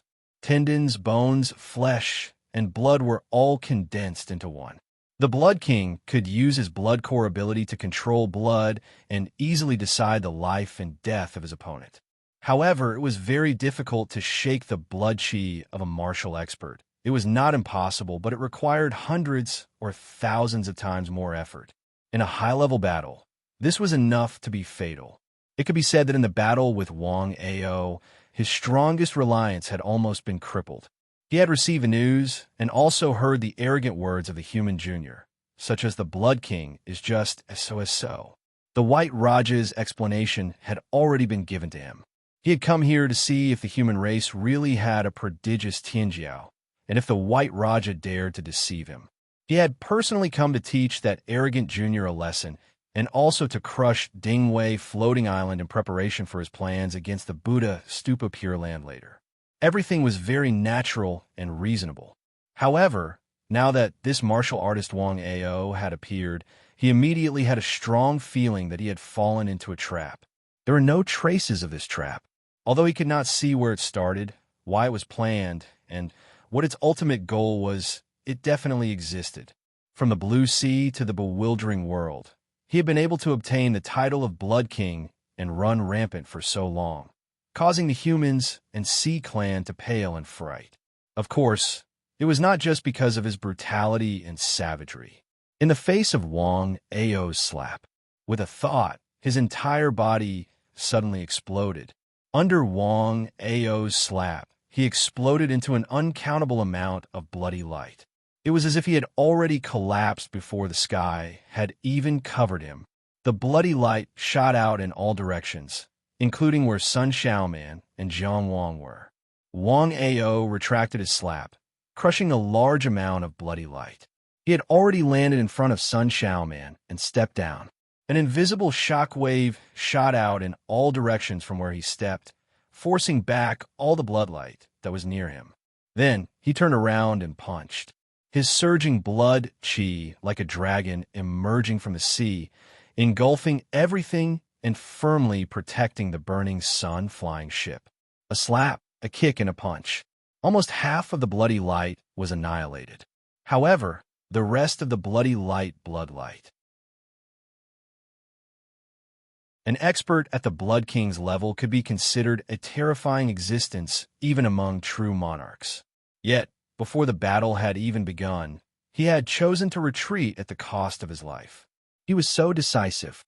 He completely disregarded the pride of a powerhouse, as if he didn't even dare to touch or test the waters.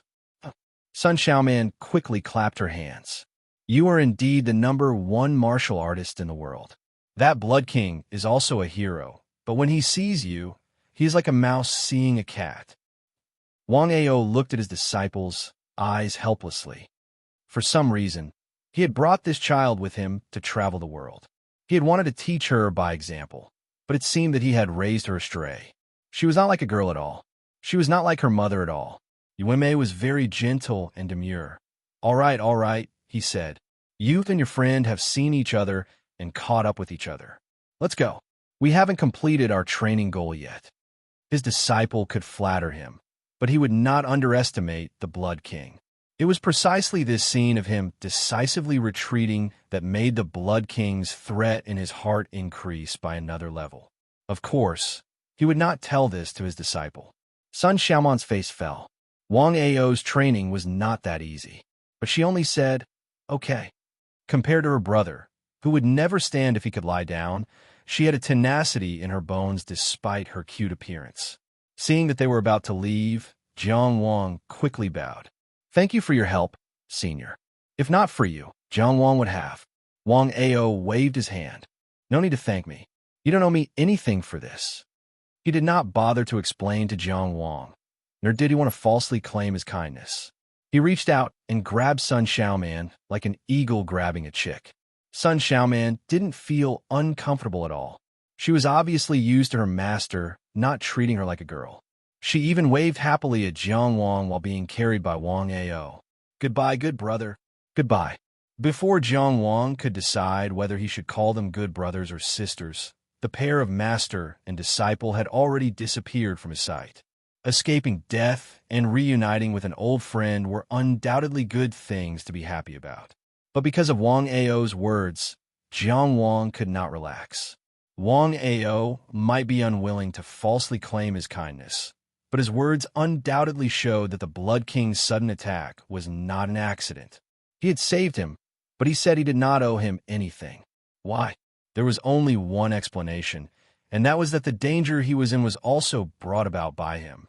Or rather, them. The many coincidences along the way seemed to be explainable. For example, why was there an island of flying boats wherever he went in the Buddha's Pure Land? For example, why did the border river happen to shift and appear right in front of him? Was it a trap to use him as bait to catch the big fish of the sea race? Jiang Wang thought silently. Of course, the big shots had their own schemes and schemes. Every move they made was for the big picture of the bewildering world and the future of humanity. But from beginning to end, no one had asked him if he was willing to be bait. Until now, he had inexplicably walked on the edge of life and death. He did not know what kind of game this was. He did not know why he was playing, and he did not know what he was asking for. But so what? Jiang Wang could only force a smile and pretend that he didn't know. After all, the border river that happened to shift had given him a chance to escape. After all, Wang Ao had saved him and did not sit by and watch him die. A minor character should be grateful, shouldn't he? He flew back to the scorching sun airship with a calm expression. The Mog cultivator was fiddling at the front of the ship. "Can you fix it?" Jiang Wang asked. "It's no big deal." After witnessing the confrontation between the experts just now, the Mog cultivator's attitude toward Jiang Wang was noticeably more respectful. "I was just forced to use up all my energy. I might have to return to the island and get some keystones." The Blood King probably only wanted to capture him alive, so he did not use too much force. "Use mine." Jiang Wang took out keystones from his storage box and piled them up in front of the cultivator. He did not want to waste even a second. He just wanted to return to the coastal waters as soon as possible. There was an indescribable resentment in his heart, so his tone was not exactly gentle. "No problem." The Mog cultivator didn't mind. It was normal for Tianjiao to have a bit of a temper. Besides, didn't he just spend money? He was the one who spent the money. He simply accepted the keystones and began fiddling with the airship's formation again. Jiang Wang sulked for a while, then said, "You can return them to me when we return to the coastal waters." The Mog cultivator was so stunned that he almost flipped the airship over. "So you're just lending it to me? Then why did you throw keystones so grandly? If I didn't know better, I would have thought you were going to buy the airship." Speechless, he said, "Fine."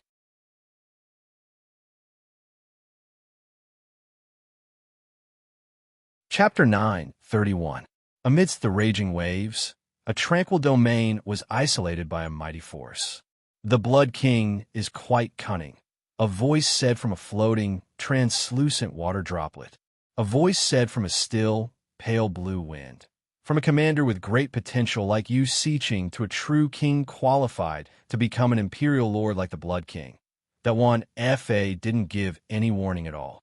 He only watched and didn't interfere. "Wei Sun, your plan failed." A voice rolled like thunder, but it wasn't abrupt. "Yes." Wei Sun's expression was still very calm. He said with a smile, "I invited you here to spy on one Fa's true body. Then, I went deep into the sea and killed him to interrupt the evolution of the sea race and resolve the disaster of the human race. Now, it seems that it has indeed failed. One Fa is more cautious than I thought. On the world's edge stage, he almost moved his gaze. I thought he was unscrupulous. Now that I think about it, perhaps that was just a test he did near the coast. You casually placed a piece to make one Fa pay attention to the human race's Tianjiao, but one Fa didn't care at all. Then, you painstakingly schemed to make the rising star of the sea race fall into danger without leaving a trace, but one Fa remained silent. You lured the Blood King and used many spies. Now that the Blood King has escaped, one Fa has disappeared without a trace. So many of us have waited here, but this operation has yielded nothing." The thunderous voice said, "At least we could have used the control of the displacement of the bewildering world to launch a beautiful battle." Wei Sun's eyes were as calm as the sea. He said, "There's no need to feel sorry for what we've missed. They just messed up the rules again, and I can't find the rules again. I'm still faster if we do it again. But the abruptness of controlling the displacement of the bewildering world is gone. It's fine if it's gone. The outcome of a few areas won't affect the overall situation. Only one FA. Wei Sun sighed softly. After missing this time, he should have sensed something. He'll only hide deeper in the future. In my opinion, there's no need to always think about weakening the opponent. Strengthening oneself is fundamental, the voice in the wind said. The voice in the water droplet continued. You mean everyone? Wang Ao's voice jumped out at this time. Is there nothing else for me to do? He wasn't a true monarch, but he could become one. He could be considered a quasi-true monarch. This time, Wei Sun used his personal connections to gather 4 true monarchs. Including him, there were almost 5 true monarchs with the terrifying combat strength. They wanted to go deep into the sea and kill Wanjiao in one fell swoop. When one reached the level of Dao Evolvers and Royal Lords, they would be able to detect any traps that targeted them as long as they revealed even the slightest trace. Compared to the intricate arrangement, naturalness was the most important thing. For example, in this round, Jiang Wang was completely willing to save people. In the bewildering world, everything he did in the bewildering world was his choice. However, this naturally attracted the attention of the oceanic species. From Yuangu to Shui, Ingrong to the White Raja to the Blood King, everything had happened naturally. It was very reasonable for Wang Ao, who had brought his disciples to the bewildering world to train, to fight the Blood King when he encountered him. Even Jiang Wang was not important. Even if he died at the hands of Granny Bijou, there would still be other things that would naturally happen. He just happened to be there and became a link that pushed the boat along with the current. Only in this way could that terrifying expert, who was watching all the oceanic species from an unknown place, have the intention of interfering outside of watching. Unfortunately, it still failed in the end. Wang Ao had always been a lone traveler. He focused on the martial Dao and did not care about anything else. Since the plan had failed, there was no need for him to stay. Wei Sun smiled. Mr. Wang, please do as you wish. He maintained a considerable amount of respect for this expert who was opening up the future of the martial Dao, even if the other party was not yet a true monarch. Wang Ao, the thunderous voice, suddenly said, "Do you see the scenery ahead?" Wang Ao paused. For us martial artists, we only see it when our fists hit. What the eyes saw was only an illusion. What the fists hit was the truth. Please do your best, the thunderous voice said. How difficult was it to open up a brand new path? The stronger one was, the more they could feel it, and the more they knew it was not easy. Facing the heaven and earth gate, facing the fog, facing the distant stars. Countless cultivators had summed up their experiences and explored all the dangers and possibilities with every step they took. That was why there were divine powers that could be used even without learning them, and why the martial Dao was so prosperous. But the martial Dao was different. Whether it was Taoism, Confucianism, or the art of war, although they were all different schools with unique perspectives and thoughts and great significance, they were all rooted in the framework of the ancient Taoism. The martial Dao was a new path. The 3rd heaven was not difficult, the 9th heaven was not difficult, and the 15th heaven was not difficult either. Because in millions of years, there had been people who had gone there, but the further one went, the more unfamiliar it was. There was no one ahead. Before every step was taken, it was impossible to determine whether they had stepped into the next heaven or into the abyss. Before Wang Ao, how many geniuses of the Radiant Era had fallen into the abyss? How many martial arts experts who had walked before Wang Ao had been crushed? This path was so difficult and dangerous. But why did people continue to explore it for millions of years? That was because it represented another possibility in the path of cultivation. A race that cut off all possibilities was destined to have no future. That was why those with ambition would follow in succession. I'm not the only one who seeks the Tao in the world. The Tao of the world does not belong to the Tao.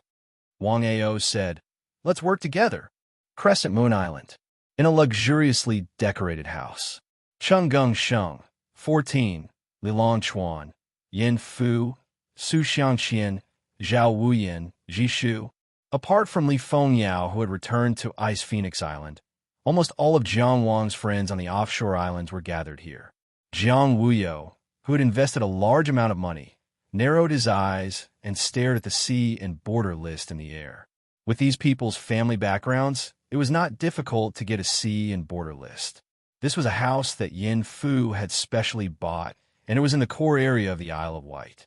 Because he wanted to stay on Crescent Moon Island for a few days and didn't want to squeeze into an inn, young Master Yin waved his hand and bought a house at a premium. The original owner happily moved out in the middle of the night and didn't take anything with him. Many of the people here had family backgrounds that weren't inferior to Yin Fu's, but none of them were as well off as him. Ever since Su Xiangqian suffered from Splendid's backlash, these friends of Jiang Wang often exchanged information. In the past few days, they had been staring at the sea and border list all day, waiting for the final result. Jiang Wang's name turned red and green, and the numbers behind his name rose and fell, affecting them. After all, it was difficult to transmit information in the bewildering world, and they couldn't use too many connections just to find out about Jiang Wang's current situation. When a number behind Jiang Wang's name on the sea and border list stopped at 104, the entire house boiled over. It's done. Cheng Gung Sheng punched his fat left palm. He, who had always been shrewd, couldn't help but be overjoyed.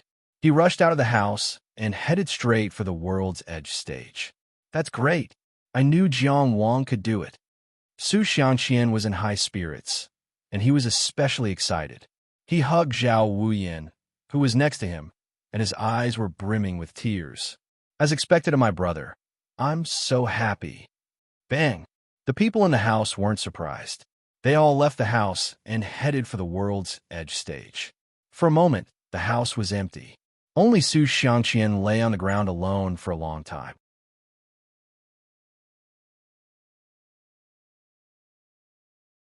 Chapter 9:32. As the legendary place where the founder of Fishing Ocean Tower fished for dragons, the Tianya stage naturally had a certain sacred significance. When the sea sacrifice ceremony ended, no one was allowed to approach this place. In fact, outside of the sea sacrifice ceremony, the Tianya stage was usually empty, with only strong winds and bright moons. But this time, because of Wei Sun's casual order, the abandoned disciple of Fishing Ocean Tower, Zhu Biqiong, stayed here with a dying body. She waited for that person to come back and pick her up, or wait for her death. This was undoubtedly the most painful wait.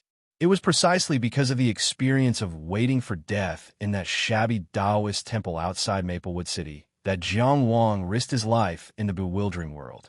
No one is allowed to enter the Tianya stage without permission.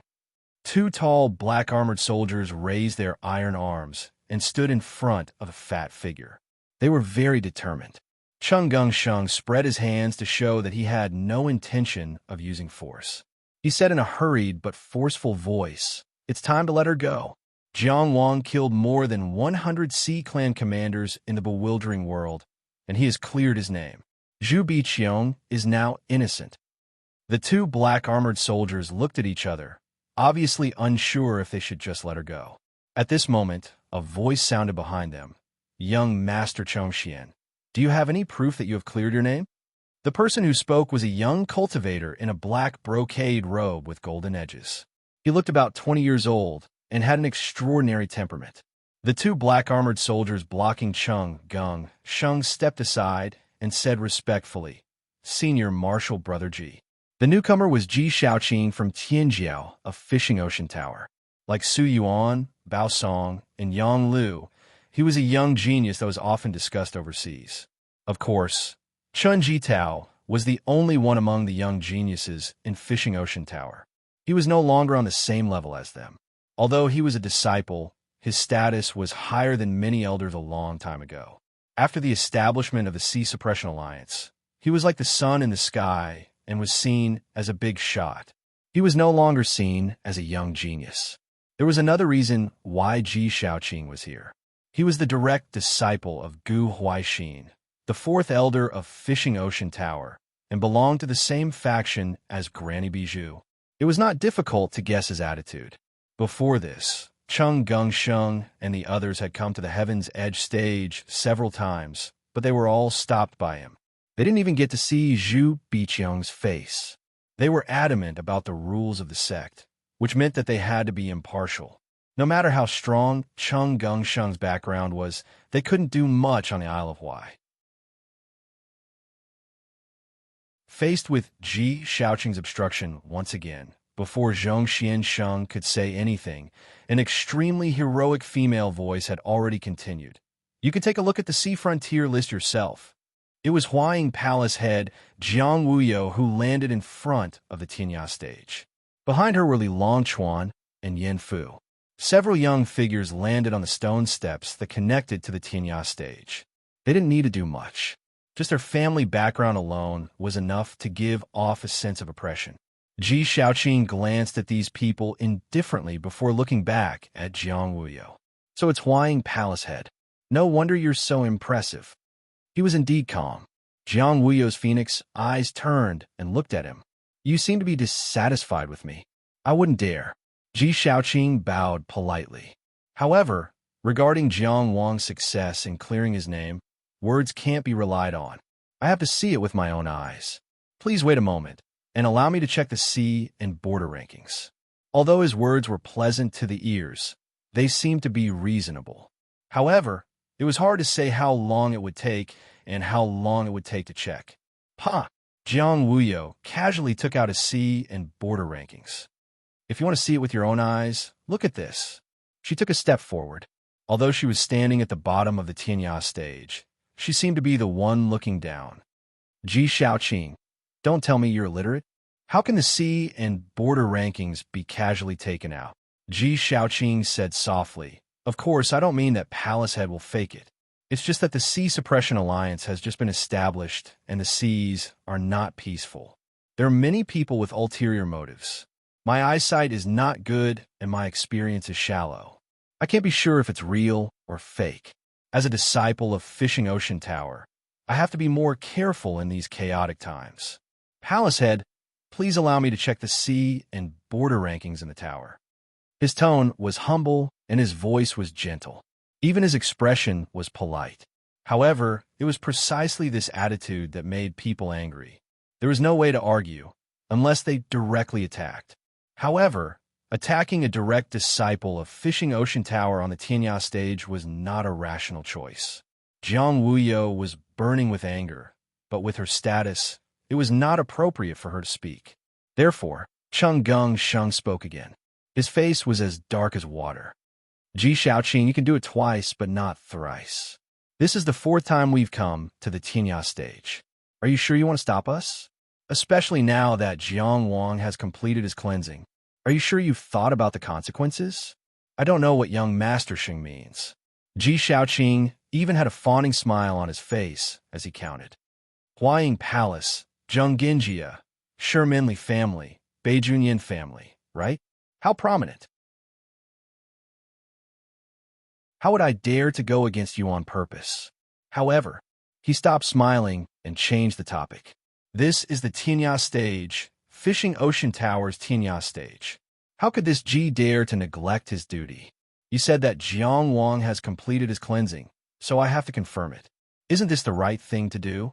How could he not know that Jiang Wang had completed his cleansing? Granny Bijou was already dead. She must have died in Jiang Wang's hands. How could he not know?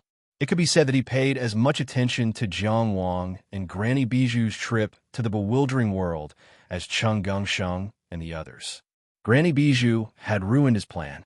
Her death was not to be regretted, but her death had caused Gu Huaixin's entire faction to lose face. Not to mention fighting for second place in the Fishing Ocean Tower. They might even lose a few pieces of flesh under the current circumstances. As Gu Huaixin's most valued disciple, he had benefited greatly from Gu Huaixin's advancement. Now that Gu Huaixin had failed, his loss was also among the highest. It was a good opportunity to stand out among his peers, but now he had to retreat. How could he not hate Jiang Wang? How could he not hate Zhu Biqiang, who had betrayed him? Chung Gungsheng looked at him and said slowly, it's reasonable that you want to confirm the cleansing results. Your fishing sea tower's concern for your disciples and your strict attitude in handling business matters is truly admirable. Ji Shaoqing seemed to not hear the sarcasm in his words. He only said, "Brother Chongxian, you flatter me. I'm just doing my job. We can all understand each other." Then how do you want to confirm it? If you want to go back to your sex encampment to read the sea and border rankings, then please go ahead. Cheng Gengsheng made a do-as-you-please gesture. If you want to verify it with someone, why don't you tell us? We all have friends. Maybe we can help you get in touch with them as soon as possible. Ji Shaoqing paused. He was stumped for a moment. He was just stalling for time and deliberately making things difficult for these people. It would be better if they caused trouble. On the Isle of Wight, he had no reason to be afraid of anyone. But he didn't expect this damn fatty to let them do as they pleased. Now that he let them do as they pleased, he realized his dilemma. If he left the Tinya stage now, those black-armored soldiers might not be able to withstand the pressure of these people. And which name did he mention?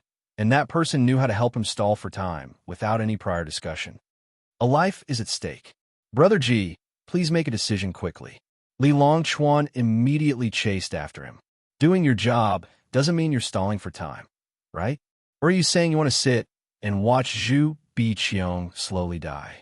Even if she has 1,000 faults, she was once your fellow disciple. How could that be?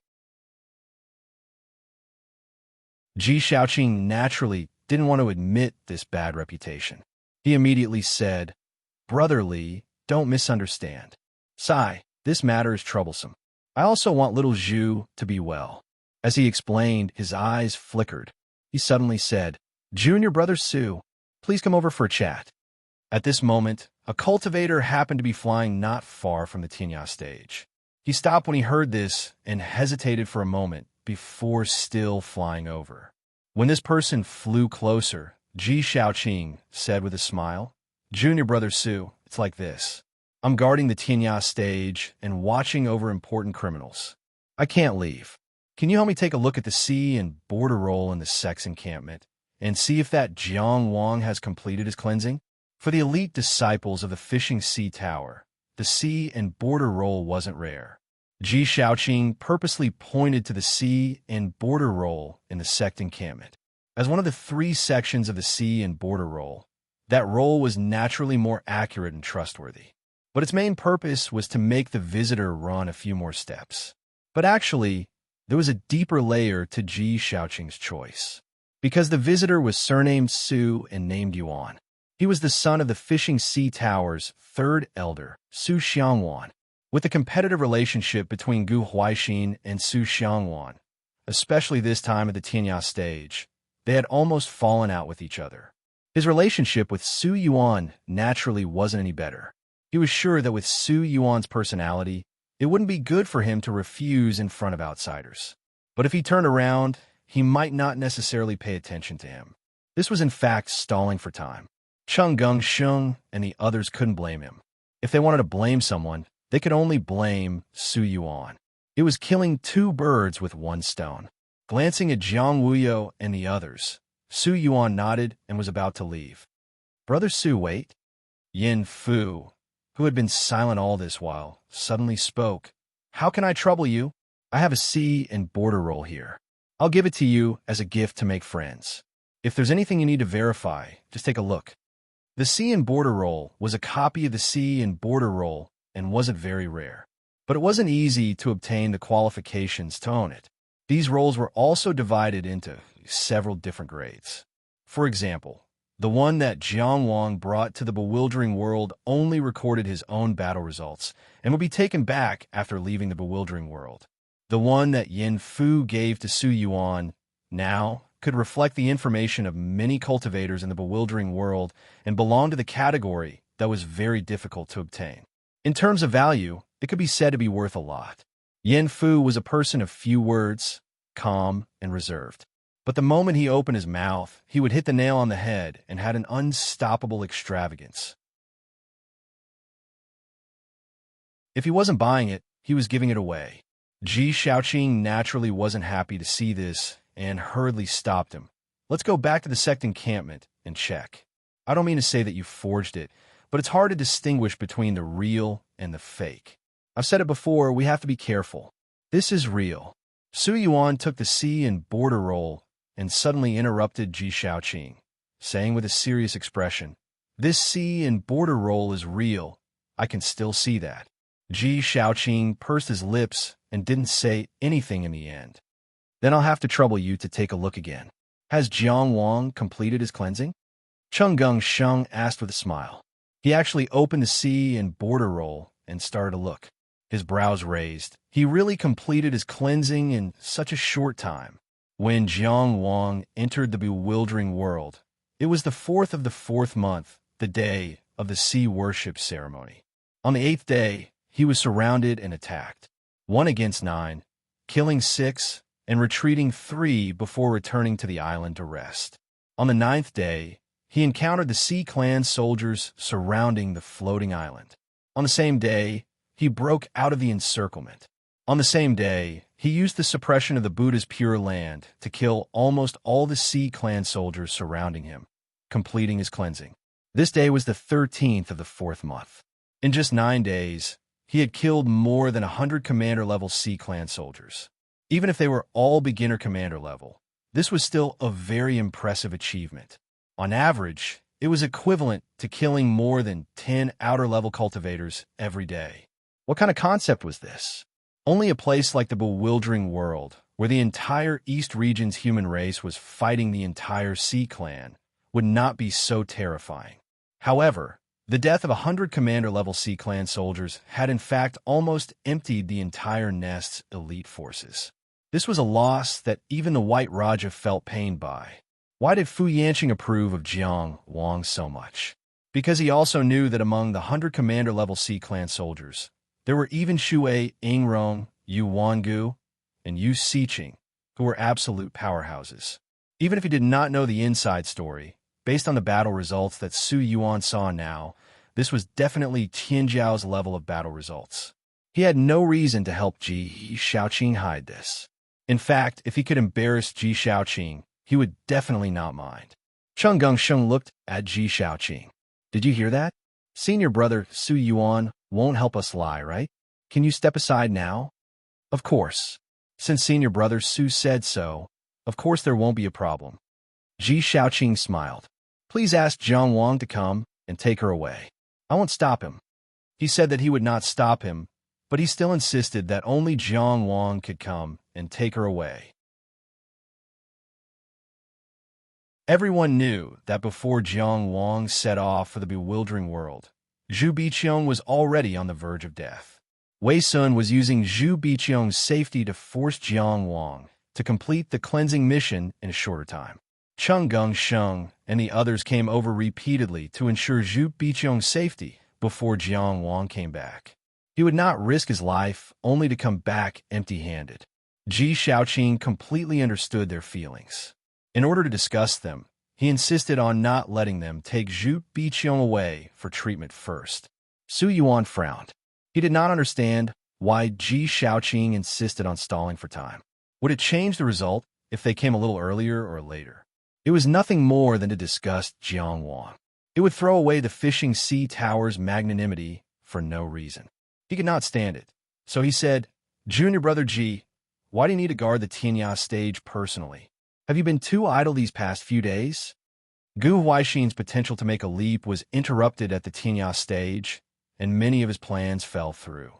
Now he was too idle. What he did not know was that Ji Shaoqing did not need to do anything. He just wanted to discuss Cheng Gongsheng and the others to relieve the resentment in his heart.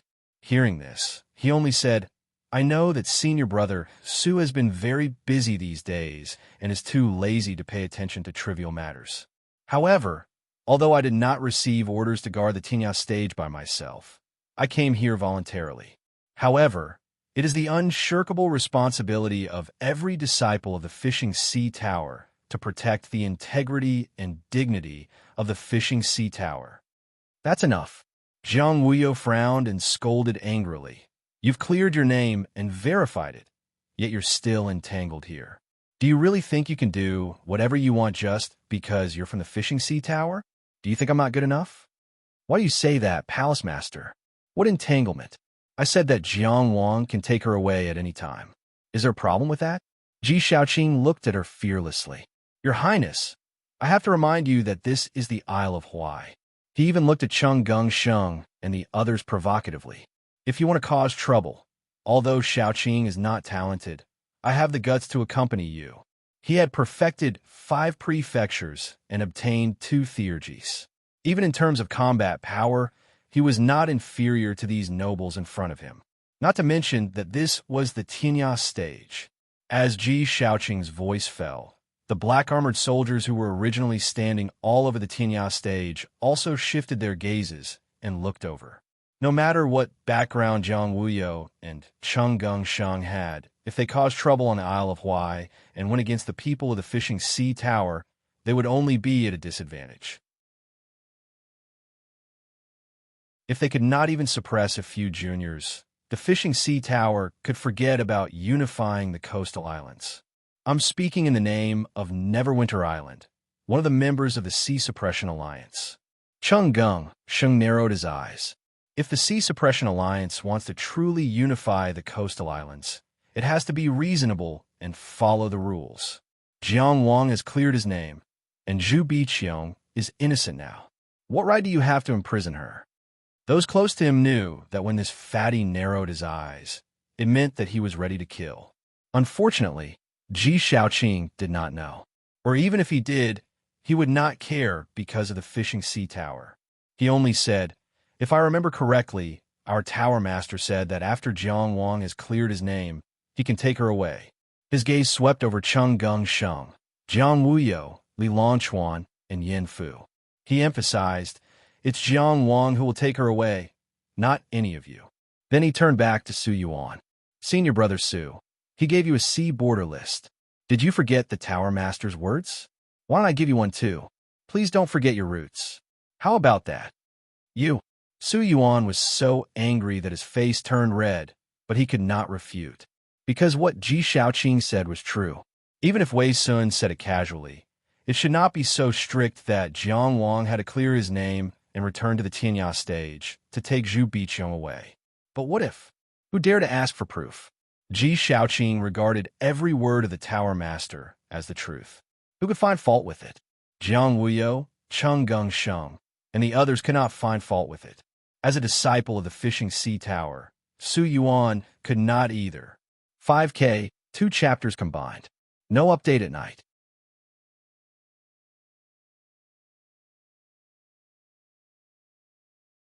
Chapter 9:33. The Burning Sun airship left the bewildering world and flew out of the Sea of Death. Jiang Wang took back the primordial stones he lent at the island where the airship was docked and repaired. Then, he bid farewell to the cultivators of Mog Valley and headed for the Isle of Huai. It was the morning of the 14th of April. He was used to the dark night of the bewildering world. Flying over the blue sea with bright stars and bright moonlight gave him a feeling of seeing the moon through the clouds. Although this trip was a narrow escape, he still managed to survive the 9 deaths and obtain the word life. Although he was heavily in debt, he managed to wash away his sins and save that silly girl. He didn't let anyone down and didn't let himself down. Moreover, he would never forget the experience of the bewildering world. Those cultivators who fought to the death, those who abandoned the grudges of the mortal world. What kind of spirit could the human race burn in the face of the threat of foreign races? Every cultivator who reached the outer building realm should go to the bewildering world and see what kind of effort those people had put in for the human race. The blue cloud mark appeared and disappeared, leaving a beautiful trail in the air. He used 9 days to wash away his sins and returned to the coastal sea in the early morning of the 10th day. During this time, he didn't relax for a moment, nor did he waste a breath. It was a race against time. Even if he could do it all over again, he wasn't confident that he could do the same thing, so he couldn't do it any better. The world's edge platform was already in front of him. The line of words left behind by the founder of the Fishing Ocean Tower was also near. Because the array of the world's edge platform had been activated, he couldn't directly fly down. He took a detour and saw the stone steps leading to the world's edge platform. Chenggung Sheng, 14, Jiang Wuyo, Li Longchuan, Yin Fu, all familiar figures. What are you all doing here? Jiang Wang stepped on the blue cloud mark and landed gracefully. Suppressing the warmth in his heart, he asked casually, how his fellow Taoist Jew? He knew that these friends must have been paying attention to his news, so they waited here before he returned to the world's edge platform. They sent each other off when they left and welcomed when they came. Although the world was far away, their loyalty was mutual. Wasn't this how friends were like? But Chenggung Sheng didn't say anything. Jiang Wuyo's phoenix-like eyes were filled with killing intent. He didn't make a sound. Li Longchuan's expression was ugly. Yin Fu looked at him calmly, hiding his worry deeply. It was as if an invisible hammer had smashed into his heart. Jiang Wang felt a strong sense of uneasiness. He forced a smile and said, "What's wrong with all of you? Brother Jiang is really amazing. His trip to the bewildering world was extremely beautiful. This humble one truly admires you." A young cultivator wearing a black brocade robe with golden edges saluted on the Tianya stage. "You've finally completed your mission and returned. Quickly take Miss Zhu Biqiang away." This person's smile was very bright. Beside him stood a tall young cultivator with a complicated expression on his face. However, judging from his aura, his cultivation was not ordinary. Jiang Wang didn't know who these two people were, but he guessed that they might be the young geniuses of the fishing sea tower. He didn't say anything. The tense atmosphere on the stone steps made him feel even more uneasy. He hurried over the steps and set foot on the Tianya stage. Zhu Biqiang wasn't tied up or supported. She was alone in the middle of the Tianya stage. She was curled up. She seemed to be asleep. After Jiang Wang went to the bewildering world to wash his sins, no one punished her again, but no one cared about her either. She curled up on the Tianya stage for 9 days and 9 nights with a body that had lost all of her cultivation and was on the verge of death. Now, it was already the 10th day. On the huge Tianya stage, the black-armored soldiers standing in the corners seemed to be hidden with the night. The thin and weak figure curled up in the middle seemed as lonely as the bright moon in the sky. The bright moon in the sky shone brightly. The candle flame in the human world swayed and was about to fall. "What's the meaning of this?" Jiang Wang asked. He looked at Zhu Biqiang, who was curled up motionlessly on the ground, and then looked at the people around him. He seemed to be crying and smiling. "What's the meaning of this?" "Jiang Wang, don't worry. Palace Master Huaying specially invited a medical cultivator from the East King Valley. This matter may not be irreversible. Let the old man take a look." Since Jiang Wang had returned, Ji Shaoqing had no reason to stop him. Chenggung Sheng and the others finally went to the Tianya stage. Chenggung Sheng walked to Jiang Wang's side and comforted him. As his voice fell, an old man wearing a curtained hat walked out from the crowd, standing further away from the stone steps. He walked lightly to Zhu Biqiang's side, squatted down, and stretched out his fingers to take her pulse. Jiang Wuyo, Chenggung Sheng, and the others had gathered so many people in front of the Tianya stage and even invited a medical cultivator from the East King Valley. What did this mean? Jiang Wang told himself not to think about it. On the huge Tianya stage, there was no sound except the sea wind and waves. When the old man from the East King Valley opened his eyes, Jiang Wuyo asked Elder Su. Elder Su removed his fingers and shook his head. Jiang Wang stood there, only feeling his heart sink. "You're the best medical cultivator in the offshore islands." Jiang Wuyo continued. "You must have a way, maybe a little earlier." Elder Su sighed, "But now, it's not something that can be cured with medicine." Chenggung Sheng looked at Jiang Wang with some worry and said, "After all, she was once a transcendent stage cultivator, so she should have some foundation. Don't you think you should think of a way? Money is not a problem." Yin Fu said, "If she was an ordinary person, there would be a way. It's because she was once a transcendent stage cultivator. The person who erased her cultivation didn't care about her body at all. The method was very rough, directly destroying her heavenly palace and completely cutting off her future. The reason why people have tenacious vitality is that they have a future. Because he knew the background of these young people, Elder Su patiently explained, later, there was a purest primordial chi protecting her life soul. However, this primordial chi wasn't much, and it was a rootless water, so it drained very quickly. From her body's condition, she actually couldn't hold on 3 days ago. It's a miracle that she was able to hold on until now. She struggled very hard, Elder Su said, but a person is like a lamp, and life is like oil. She's already exhausted it. A person is like a lamp, and life is like oil. She's already exhausted it. Actually, Jiang Wang didn't listen to a lot of what they said. He was in an inexplicable trance. In these 9 days and 9 nights in the bewildering world, he was too tired, and his heartstrings were too tense.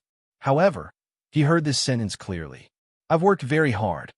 Jiang Wang said slowly. I respect Fishing Sea Tower very much. Fishing Sea Tower gave me a reason, so I want to solve that reason. Fishing Sea Tower gave me a path, so I took that path. His voice was gentle, even calm. I've done everything I can. I've used up all of my efforts. I tried my best to do what I could, and I tried my best to do what I couldn't. Every breath I took in the bewildering world was either fighting or recuperating. I really worked very hard, he repeated, then asked, but why is it still like this? There was no sadness on his face, but made people feel even more pain. He asked Cheng Gung Sheng, Jiang Wuyo, Elder Su, and everyone present, who can tell me why?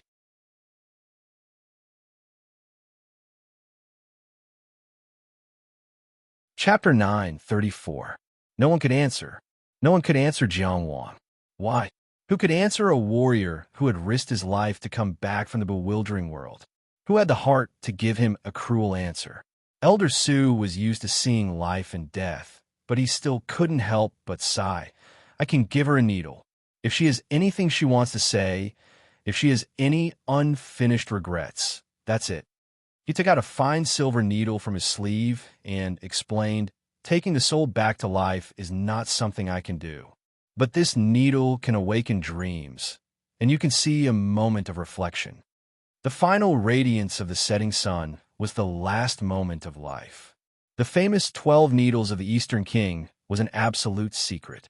It was called breaking lines, breaking formation, suspending life, burning blood, shattering heart, cracking eyes, steadying soul, suppressing soul, awakening dream, shifting lifespan, returning to vitality, and overcoming adversity. The overcoming adversity golden needle of the Chi-Di golden needle sect was largely inspired by the overcoming adversity needle, but the path was different. It was already a shocking method to be able to wake Zhu Biqiang, who had exhausted all her lamp oil for a short while. But how could Jiang Wang be willing to do this? He rushed from Xingyue Plain to Linzi, from Linzi to Huaidao. He even went deep into the bewildering world and fought bloody battles. Was it to welcome this unchangeable result? He squatted down on the other side of Zhu Biqiang's body and helped her to stretch out her curled body. He watched as Elder Su slowly inserted the awakening dream needle into her beer. Suddenly, he couldn't hold it in anymore. He roared at Cheng Gung Sheng without reason, like an angry lion. What are you doing? You can't take her away without washing her sins. You want to cure her, but can't you give her some medicine? Aren't you unparalleled in wisdom? Aren't you extremely smart? Where's your brain? Where's your idea? Cheng Gung Sheng didn't say anything. 14, who was wearing heavy armor, moved. He probably wanted to argue, but he was pressed down by his fat palm. Jiang Wang also knew that his temper was unreasonable. No matter what, this matter cannot be blamed on Cheng Gung Sheng. But he was so angry and sullen that he could not find a way to vent his anger. He could only shout at Cheng Gung Sheng, who was his closest friend. At this moment, he felt a weak force tugging at his sleeve. He lowered his head and saw Zhu Biqiang looking at him. She looked at him with her tired, withered, and dry eyes. Don't. You're so scary, she said, her lips moving. Jiang Wang pursed his lips, suppressed all the resentment in his heart, and asked, How do you feel? Zhu Biqiang stared at him blankly, her eyes unblinking. Her eyes were weak and her lips were cracked. I know I'll see you again, no matter how long it takes. Jiang Wang didn't know what else he could say. He just held Zhu Biqiang's hand and repeatedly said, "I will think of a way. There must be a way. I will save you."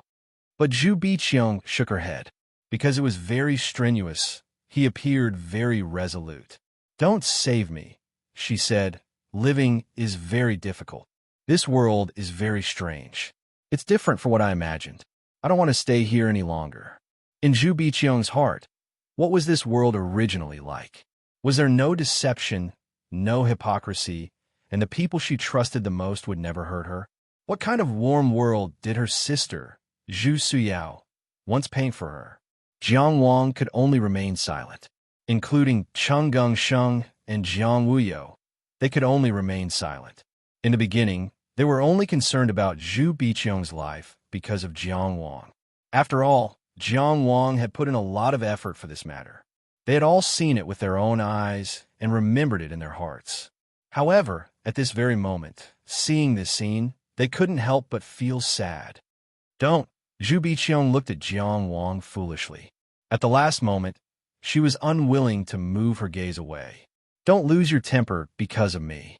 Don't hate Ocean Fishing Tower. I'm just a very ordinary and useless person. I don't blame anyone. Don't lose friends. Don't provoke strong enemies." This simple and clumsy girl used her own way to give Jiang Wang her life advice. "I know," Jiang Wang asked her. "Do you have any unfulfilled wishes?" Wishes? Zhu Biqiang was absent-minded for a while. She was probably seriously thinking about it. Finally, she said, "If possible, can you bury me with my sister?" She closed her eyes with some difficulty. "I miss her so much." Zhu Biqiang's sister, Zhu Xiao, had died in Heavenly Palace Secret Realm. After experiencing so much, perhaps only by Zhu Xiao's side could she have a little sense of security. "Yes," Jiang Wang said without hesitation. He raised his head and glanced at Cheng Gongsheng. Cheng Gongsheng only said, "Go directly to Heavenly Palace City. I'll take care of the rest." Thus, Jiang Wang picked up Zhu Biqiang and walked out of the Tinya stage. When he passed by Cheng Gongsheng, he whispered, "I'm sorry." He apologized for his unreasonable roar earlier. Cheng Gongsheng only glanced at Ji Shaoqing, who had been watching the show from the beginning, and said, "We actually came to find Miss Zhu 4 times, but we were stopped by this diligent genius from Ocean Fishing Tower." He understood Jiang Wang's feelings, but he also felt wronged. He placed a heavy emphasis on the words, dutifully fulfilling one's duties. He didn't blame Jiang Wang, but it was impossible for him to not have any complaints about Ji Shaoqing. Jiang Wang turned around and looked at Ji Shaoqing's face. He only asked, "Your name?" "This one is Ji Shaoqing." Ji Shaoqing was not afraid at all. Instead, he politely cupped his hands and said amiably, "No one wanted to see this situation."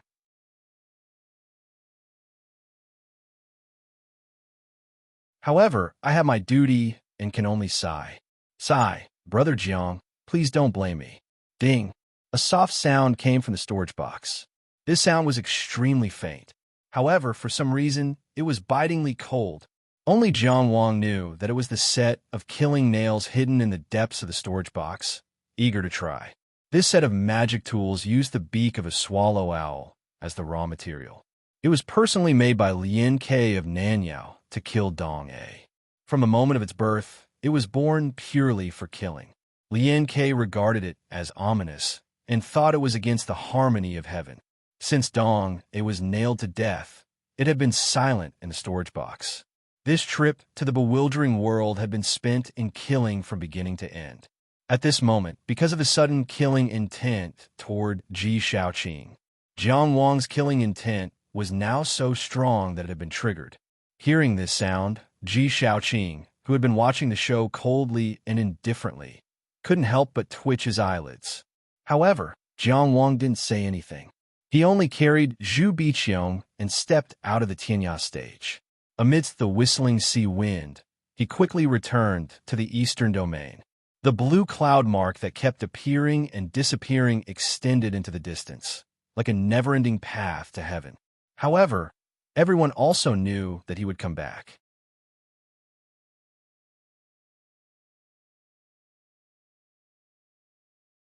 Chapter 9:35. Su Xianqian limped and stubbornly rushed to the Tianya stage. On the way, he saw Zhao Wuyin pulling Ji Shu to a place not far from the stage. His originally worried face instantly became as bright as an old chrysanthemum. His bones became lighter as he happily said, "Senior Sister Zhao, are you waiting for me?"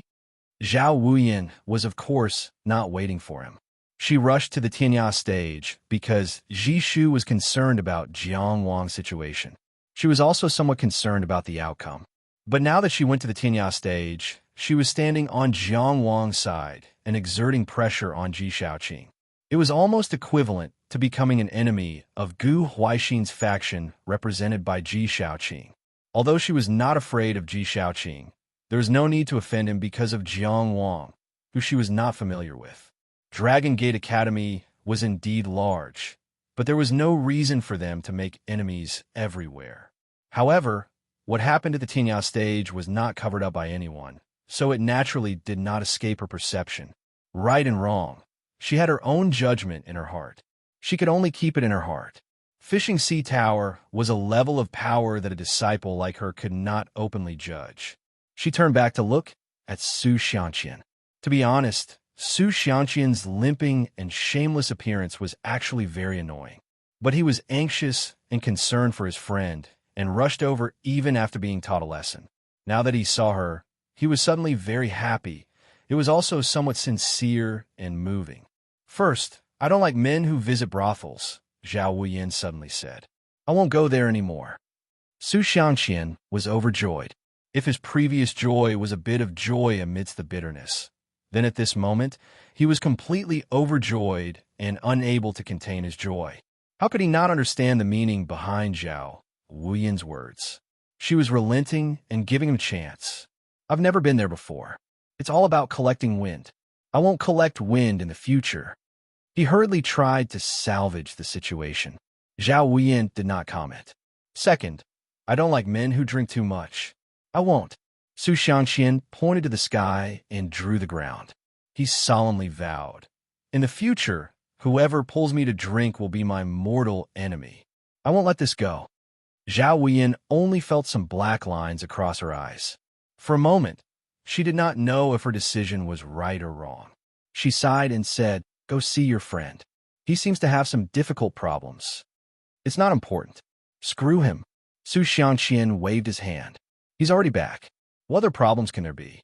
His eyes were full of smiles as he looked at Zhao Wuyin. "Senior Zhao, do you think our first child should be called Yuanjin?" The so-called Qian, the divinatory sign, is the heaven. The sign says the heaven is vigorous. The gentleman must constantly strive for self-improvement. He wrote, Yuan Hengli Zhen. It's reasonable to call him Yuan Zhen. Seeing Zhao Wuyin's face getting darker and darker, he shut his mouth in embarrassment. However, the smile on his face wouldn't disappear no matter what. Jiang Wang flew swiftly in the air from the Tianya stage to the Jinghai County of Qi. It traversed the entire sea, passing by countless islands. Flying at such a speed, the islands along the way needed to be communicated with in advance. This wasn't something that Cheng Geng Sheng could do alone. Jiang Wuyo and Li Longchuan both used their own connections. Of course, it was also because of the establishment of the Sea Suppression Alliance that the entire offshore islands were unified to a certain extent. The previous situation of each of them acting independently had been somewhat dispelled, allowing them to have such efficiency. As for Jiang Wang, he didn't care about this at all. His only thought now was to rush to Tianfu City as soon as possible and send Zhu Biqiong to the Tianfu mystic realm before she completely died, so that she could rest forever without regret or fear. Life and death was a game of suffering. The choice and effort between life and death was the human world. "Immortal Master, we don't have enough spell keys."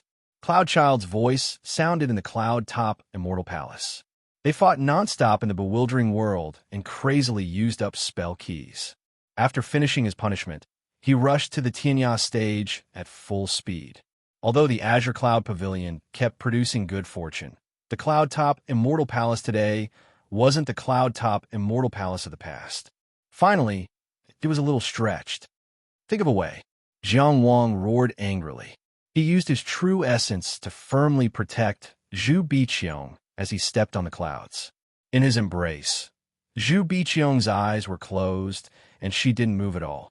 If it wasn't for the weak presence of her aura, Jiang Wang wouldn't even know if she was still alive. Just a little faster. Just a little bit faster. He pushed himself to the limit and flew at top speed. He cut through the sky and chased after the wind and moon. Why was it that he still couldn't change the fate of withering away after working so hard and giving everything he had? He tried so hard but still couldn't save Zhu Biqiong. Did the ocean fishing tower even have the slightest possibility of letting Zhu Biqiong go? He was clearly willing to be a chess piece and acted as if he didn't know what happened to him in the bewildering world. Why couldn't the ocean fishing tower show any mercy to Zhu Biqiong? Wei Sun was a perfected cultivator, so why did he have to play tricks on a junior time and time again? The ocean fishing tower was a big business, so how could it not tolerate a small Zhu Biqiong?